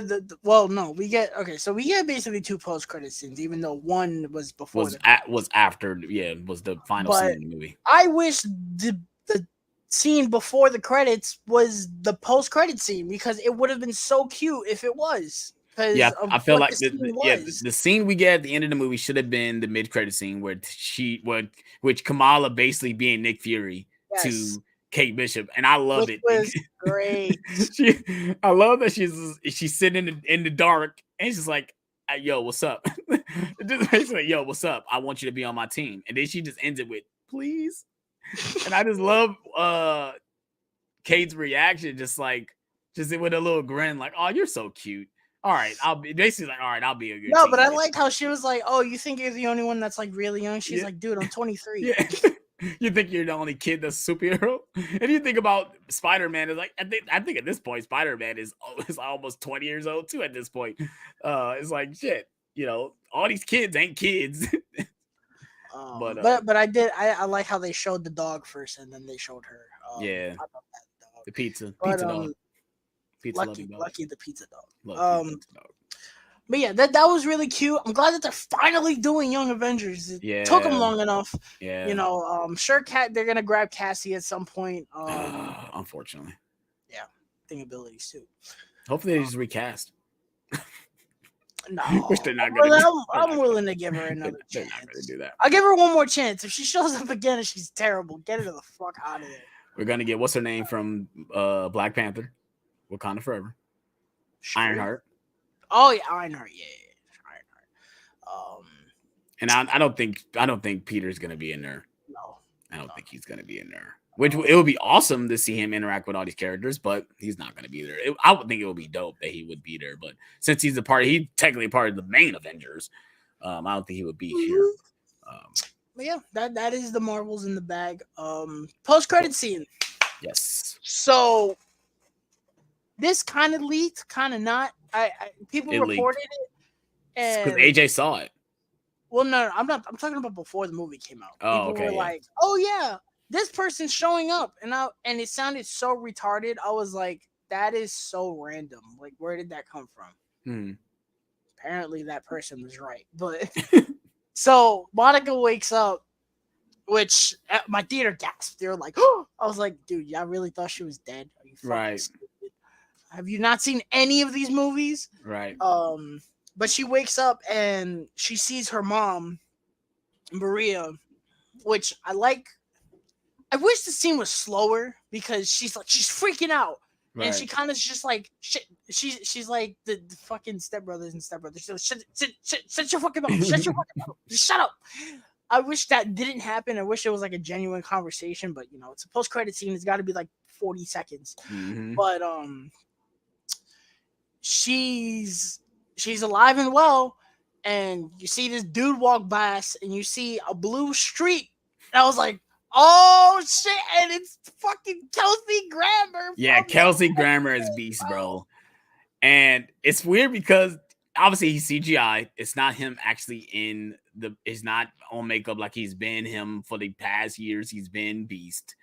I think he kind of looks more like Hulk a little bit, like Professor Hulk a little bit, with CGI. He was really big. He didn't even have a shirt on. He just had like he was Hulk. Like I felt like he was like a blue version of the Hulk.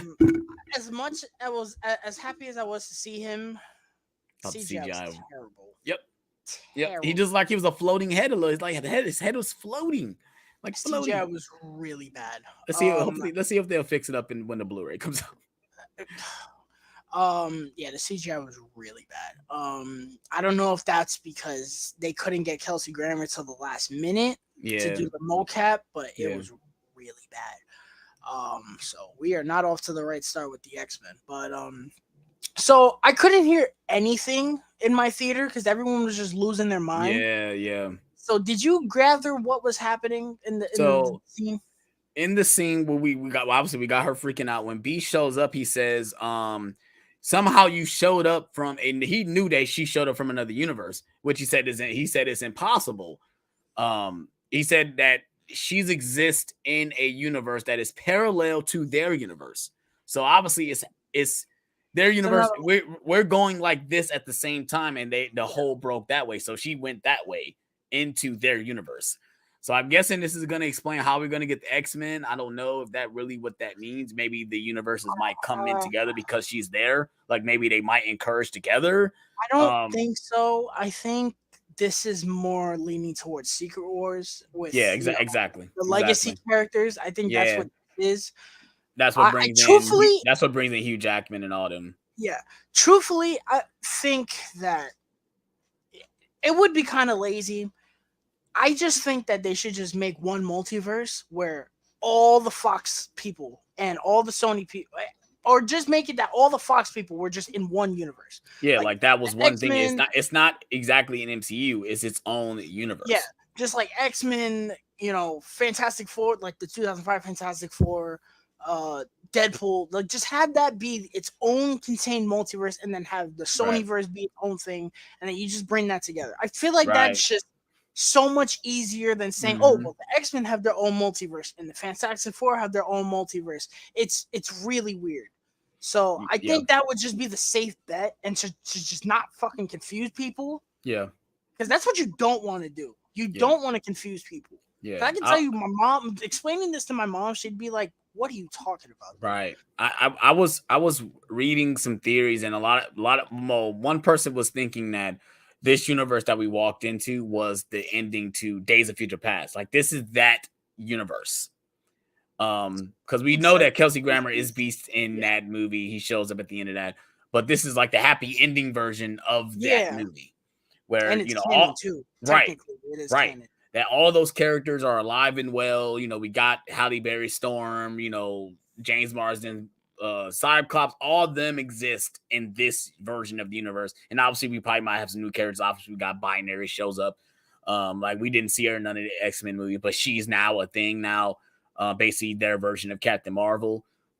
Which is her origin is so weird. Yeah, it's like she's like Captain Marvel went through something and she got like Yeah, she got infused with the stuff, and it's weird.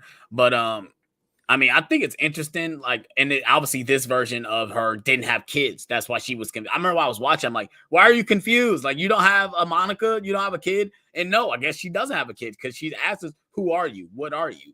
Or who are you I at the thought end? her suit looked really cheap. Yeah, it looked like it was something that was done last minute. Like, it was Yeah. definitely done last minute. Just like Um, the CGI, just like the CGI. But it was awesome to see the X look like Bryan Singer's X-Men, yeah, like the way they acted. I when said, I yes, saw this is that, that universe, bro. yeah, for some reason I was like, I mean, I was happy when I saw Beast, but I was just kind of watching the scene. When I saw the door, for some reason I fucking lost my mind. I was like, Yes. dude, that's the door. Yeah, I like clicked out of a door. like it's like one thing you say we had like we're like Steve Carell. It's happening, it's happening. Everybody calm down, it's happening. Like that's what I Now, felt when I was watching that scene. what they really should have done to make people freak out is when the scene ends, it should have closed and Yo, that would have been that would have been too much. They weren't doing that, bro. They weren't doing that. I would have actually lost my mind. They're not doing that, bro. But yeah, so she's in a multiverse now, and I think some people might get confused too because we saw her as Captain Marvel in Multiverse of Madness. Yes, I, yes. I was thinking that too. I was like, so is this a different multiverse? It probably is. She's a whole It different is. character. Right. Because Um, she died or in Multiverse of well, Madness. yeah, but I guess she's a Captain Marvel variant. So Right, exactly. she's a variant of Carol. That's a variant of the Multiverse of Madness. But that's the thing, though, is like it seems like in every universe besides ours, she becomes the Captain Marvel, not Dick Carol. Because obviously we saw in Multiverse of Madness, and now in this movie, at the end of this, she has the powers. And it's weird because she says it in this movie that it should have been you that got the powers, and she said, I'm not, I'm me. I'm good at who I am. Which I But like. If yeah, that's exactly. the case, then I like that. It Exactly. should be character fuel for Carol, but Right. these people don't want to develop her character like that. Yeah, I don't understand, but But I mean, I like Brie Larson as Carol Dever in this movie. now we're at a point where she is in. Let's say for right now, she's in the Bryan Singer universe. Yeah. For right now, Until they confirm it, because Yeah. most likely they will confirm it soon. They won't just have us just theorizing it throwing accusations. Kevin Feige come out and say, yes, she's in this. No, she's in not. He'll come out and say it.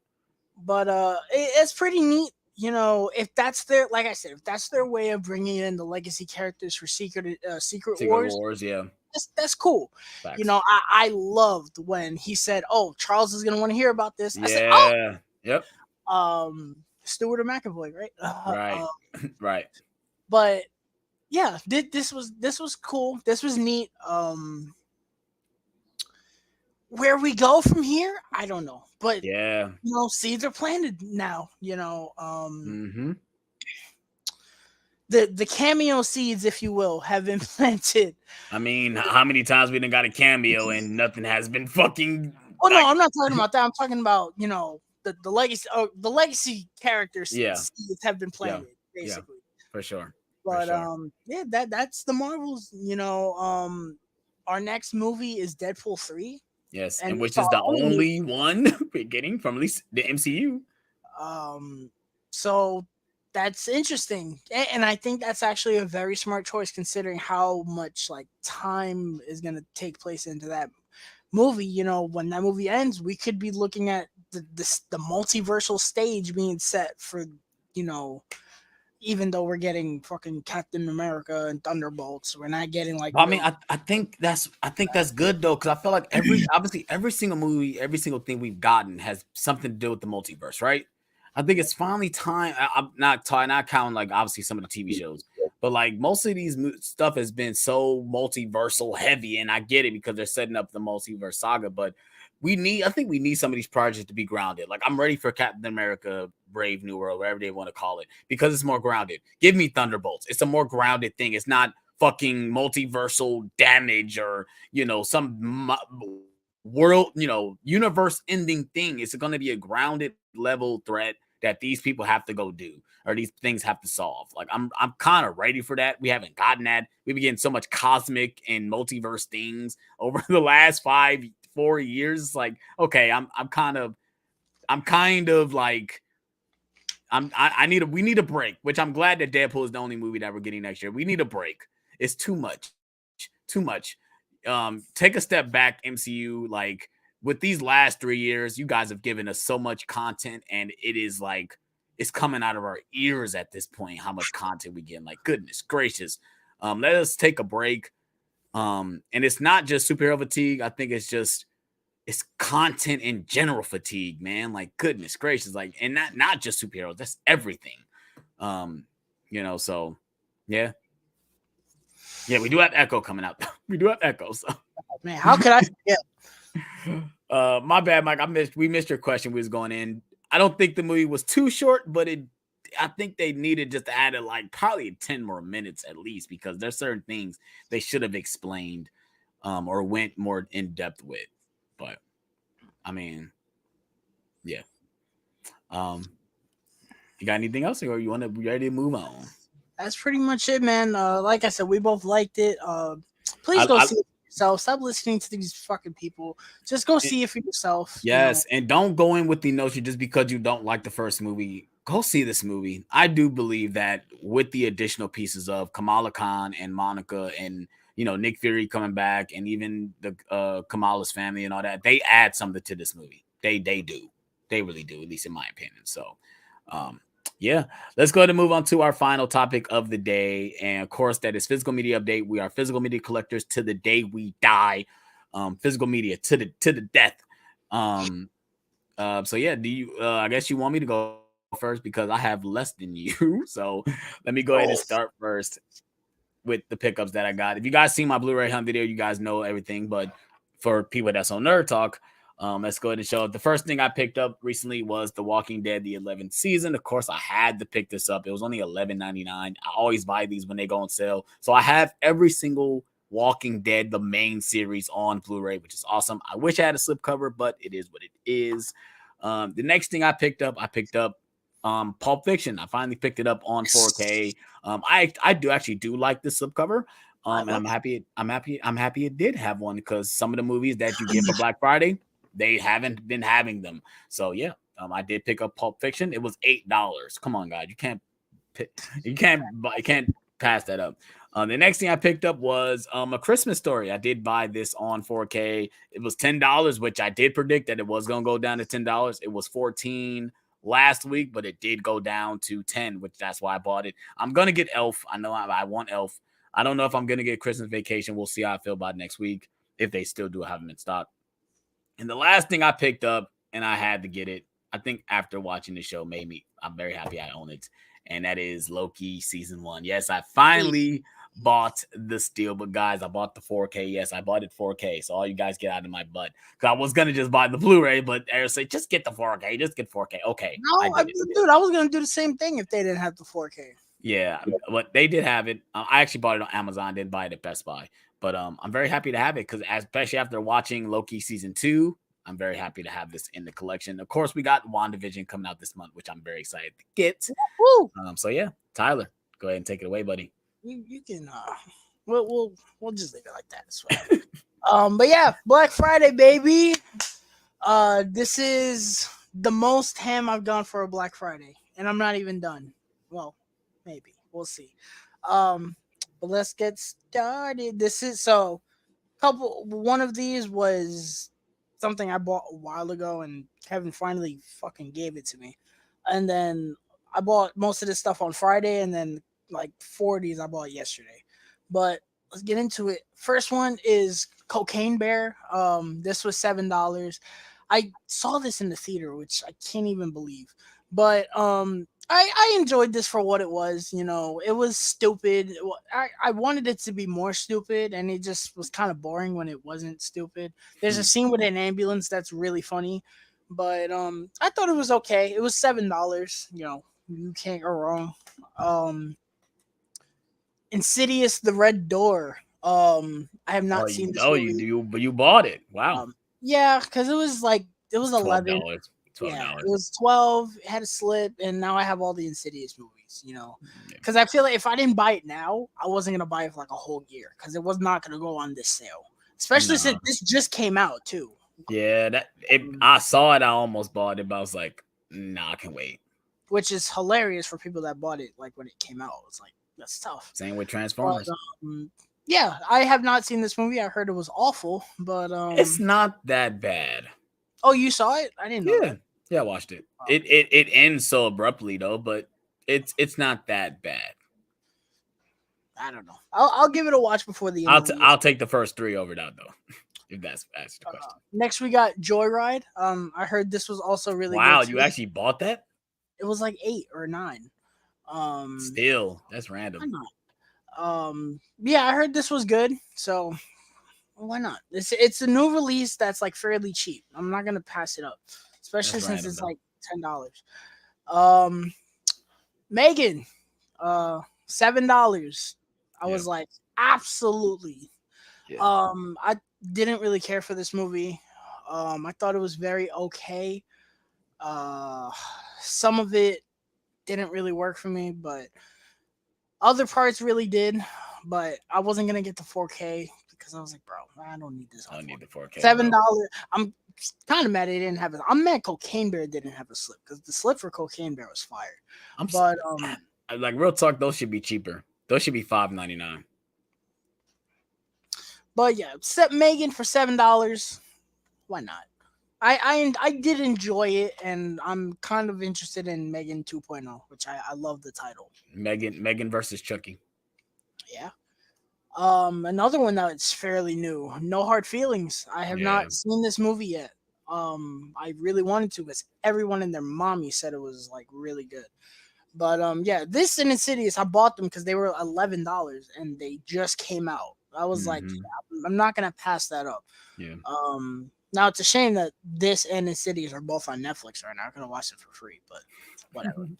I needed Insidious anyway because I needed to get them all completed. Yep. I bought this a while ago in like September, October, and Kevin just finally now got it to me. This is the Saw 9 movie collection.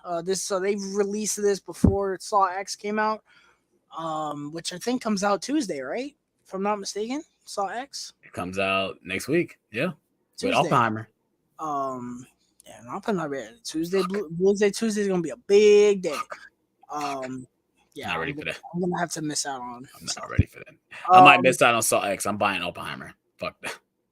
but yeah, I really like this cover. I talked about the Saw franchise on in October. I like 1, 2, and 3 a good bit. 4 is probably my least favorite. 5 is okay. 6 is actually pretty good. I thought you had the series. Did you not I have do. the series?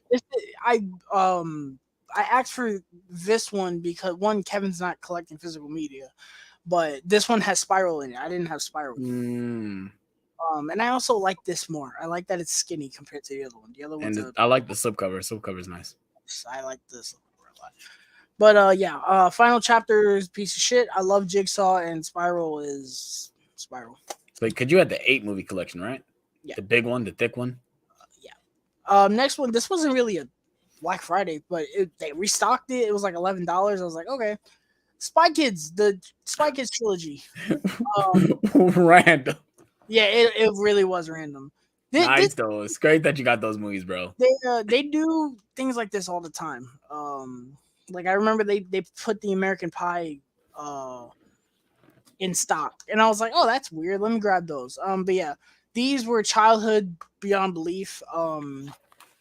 I remember individual I wish I had them like that.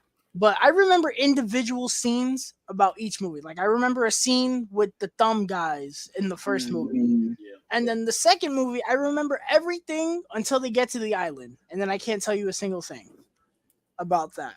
And then the third movie, I remember the whole movie because I watched the third movie religiously as a kid. Yeah. I still have the DVD with the 3D glasses. I had that. I wish I had the fourth one just for completionist sake, even though the fourth one is terrible. I want that movie, bro. 4Ks. No, I'm nowhere near done. But 4Ks. Christmas Vacation. My favorite. Surprised he didn't already own that, right, guys? Because I had passed on it. Because you know why? Because I didn't like the slipcover, and I was like, it's kind of growing on me. But since I had the Blu-ray and the Blu-rays don't say 4K on them, I decided to go and change them, and now I did this with my insert, and I love the fact that I did that. I love that. I did it with this and Polar Express. I didn't do it with Christmas Story because that poster doesn't really look that different. But yeah, this is my favorite Christmas movie of all time, and we'll be doing a watch along for this next week. Can't wait! So excited. Christmas Story. I saw this for the first time a couple of years ago. Absolutely loved it. It is hilarious beyond belief. Yes, sir. Enter the Dragon. I wanted the steelbook for this, and I missed out on it. It's okay. I've never seen this movie. I don't think I've seen a single Bruce Lee movie, so this would be my first one. This is supposed to be the best one. I hope it is. Oh, this has 2 versions. I didn't know that. Yep. But yeah, Enter the Dragon. Yeah, that was definitely on my list. Elf, love it. I need to get that. I might be getting that tomorrow. Home Alone. This is 14. Yes, sir. Needed to upgrade it. I have it already. It's Home Alone, dude. It's a classic. Damn, no slip though. The slip is gone. This one I didn't expect to buy, but I saw it there. I said, "Fuck it." Bought the Polar Express on 4K, and that's not $9.99. I'm surprised. That stayed at $13.99. I'm surprised. Truth be told, I kind of bought it because I saw it there. This is the first time I've seen it there since it came out, and I changed this art too. I love. Nice. Yeah, that poster is awesome. Yeah. And I don't mind changing them to the Blu-ray covers because it only says Blu-ray on the spine. And you got the slip cover. Yeah, right. So I'm okay with that. That's dope. This 4K actually looks very good, believe it or not. I tested it on the hot chocolate sequence and the train sequence, and it looks really good. I was like, I didn't expect that. This is one that they've been wanting me to get for forever. Shawshank Redemption. Yes, sir. I still have not seen this movie yet, and I need to change that. I got a feeling you're not gonna like the movie. I got a feeling you're not gonna like the movie, bro. Just because I've meet people talk about it. See, I hate when, like, is it one of the greatest movies of all time? Mhm. I mean, most people say it is their favorite of all time. And it's like, it's not in my, is it in my top 10? I can't even think about it right now. I don't think it's in my top 10. It's great, but it's not, I don't hold it like, you know, yeah, Mike, he hasn't seen Shawshank. Don't sue him. I haven't seen a lot of things. Go ahead. Vacation, one of the best comedies ever.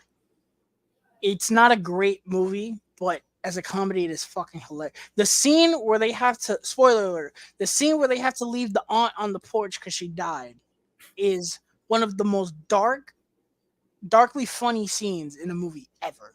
That scene is hilarious. But this movie's great. The 4K is very good, and I really wish we would get more comedies like this again because we're never gonna get comedies like that. no.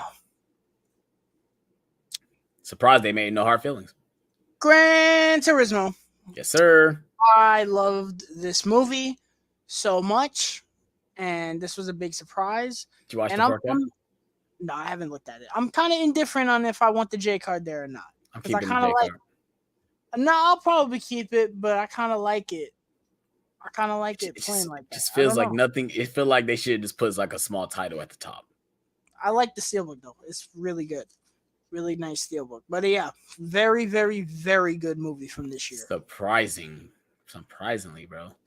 And the last pickup is gonna be The Princess Bride 4K Criterion. Nice. I've wanted this set for so long. I was literally going to get it, and they announced the 4K, and they were like, "Oh, it's coming out right before the Criterion sale, so you might as well just wait till the 4K." And I was like, all right. So I finally got it. I love this set. It's awesome. I have not seen this movie, but you know what? We're gonna change that soon. But I love this set. It's awesome. Yeah, it's like a little book, like a little children's book. But yeah, that's everything I got so far for Black Friday. Right, because it ain't over yet, and that's why I love it too. People, I remember someone was talking to somebody that's like, "Oh, I miss it being on Black Friday." I'm like, "No, I don't," because I can go anytime throughout the week. I ain't gotta wait till one specific day and all this extra nonsense. No, I get to go early and I can go anytime I want. And now it's on Tuesday, so I'm glad about it because this year I work in the morning on Black Friday. Right. So, well, obviously for me, it's like I've said this in nauseam, but it kind of like it's dead for me when it comes to Black Friday because I buy so much stuff. I own all the new movies. Like I basically just, this is the time to kind of pick up on stuff that I miss, like The Walking Dead. Like I wasn't gonna buy this for $50. I was gonna wait for it to drop to $10 or $12, whatever it was.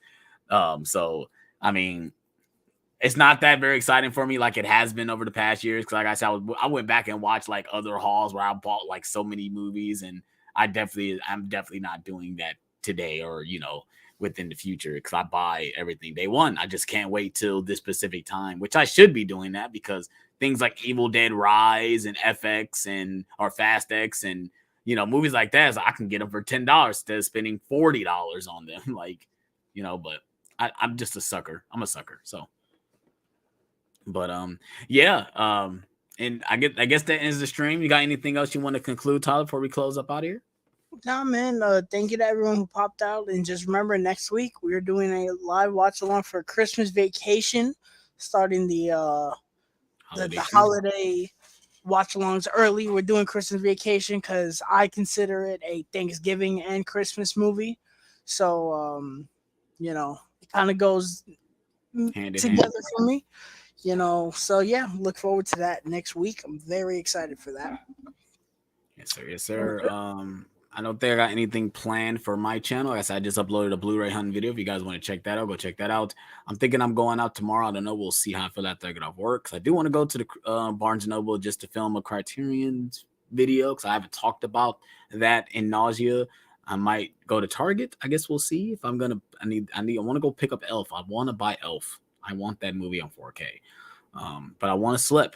So I guess we'll see whether or not I do that as well. I guess we'll see. You'll see tomorrow if I upload a video. I uploaded a Hogwarts Legacy gameplay video if you guys want to check that out. I mean, I did live stream Spider-Man and a good time doing it. So I guess it's time to go back into Hogwarts Legacy. So yeah, those are just a couple things that I got coming to my channel. You got anything coming to Instagram? Nope, no reviews. I think that's done with the reviews, right? Until the next thing, I guess. Uh, so yeah. Well, Hunger Games will be out on Friday. Okay. So yeah. If you guys are new to the channel, please hit that like button. Please subscribe for more. I appreciate all you guys for subscribing and checking us out. We really do appreciate it. Definitely go follow Tyler at Mind of a Nerd Reviews on Instagram. He has great reviews, very, very, very detailed reviews. He does tell you when he's going to spoil the movie, so that's a really good thing. And yeah, if you guys aren't subscribed to me, subscribe to me at Alex Thomas Reviews. And we're honest with you guys. Peace.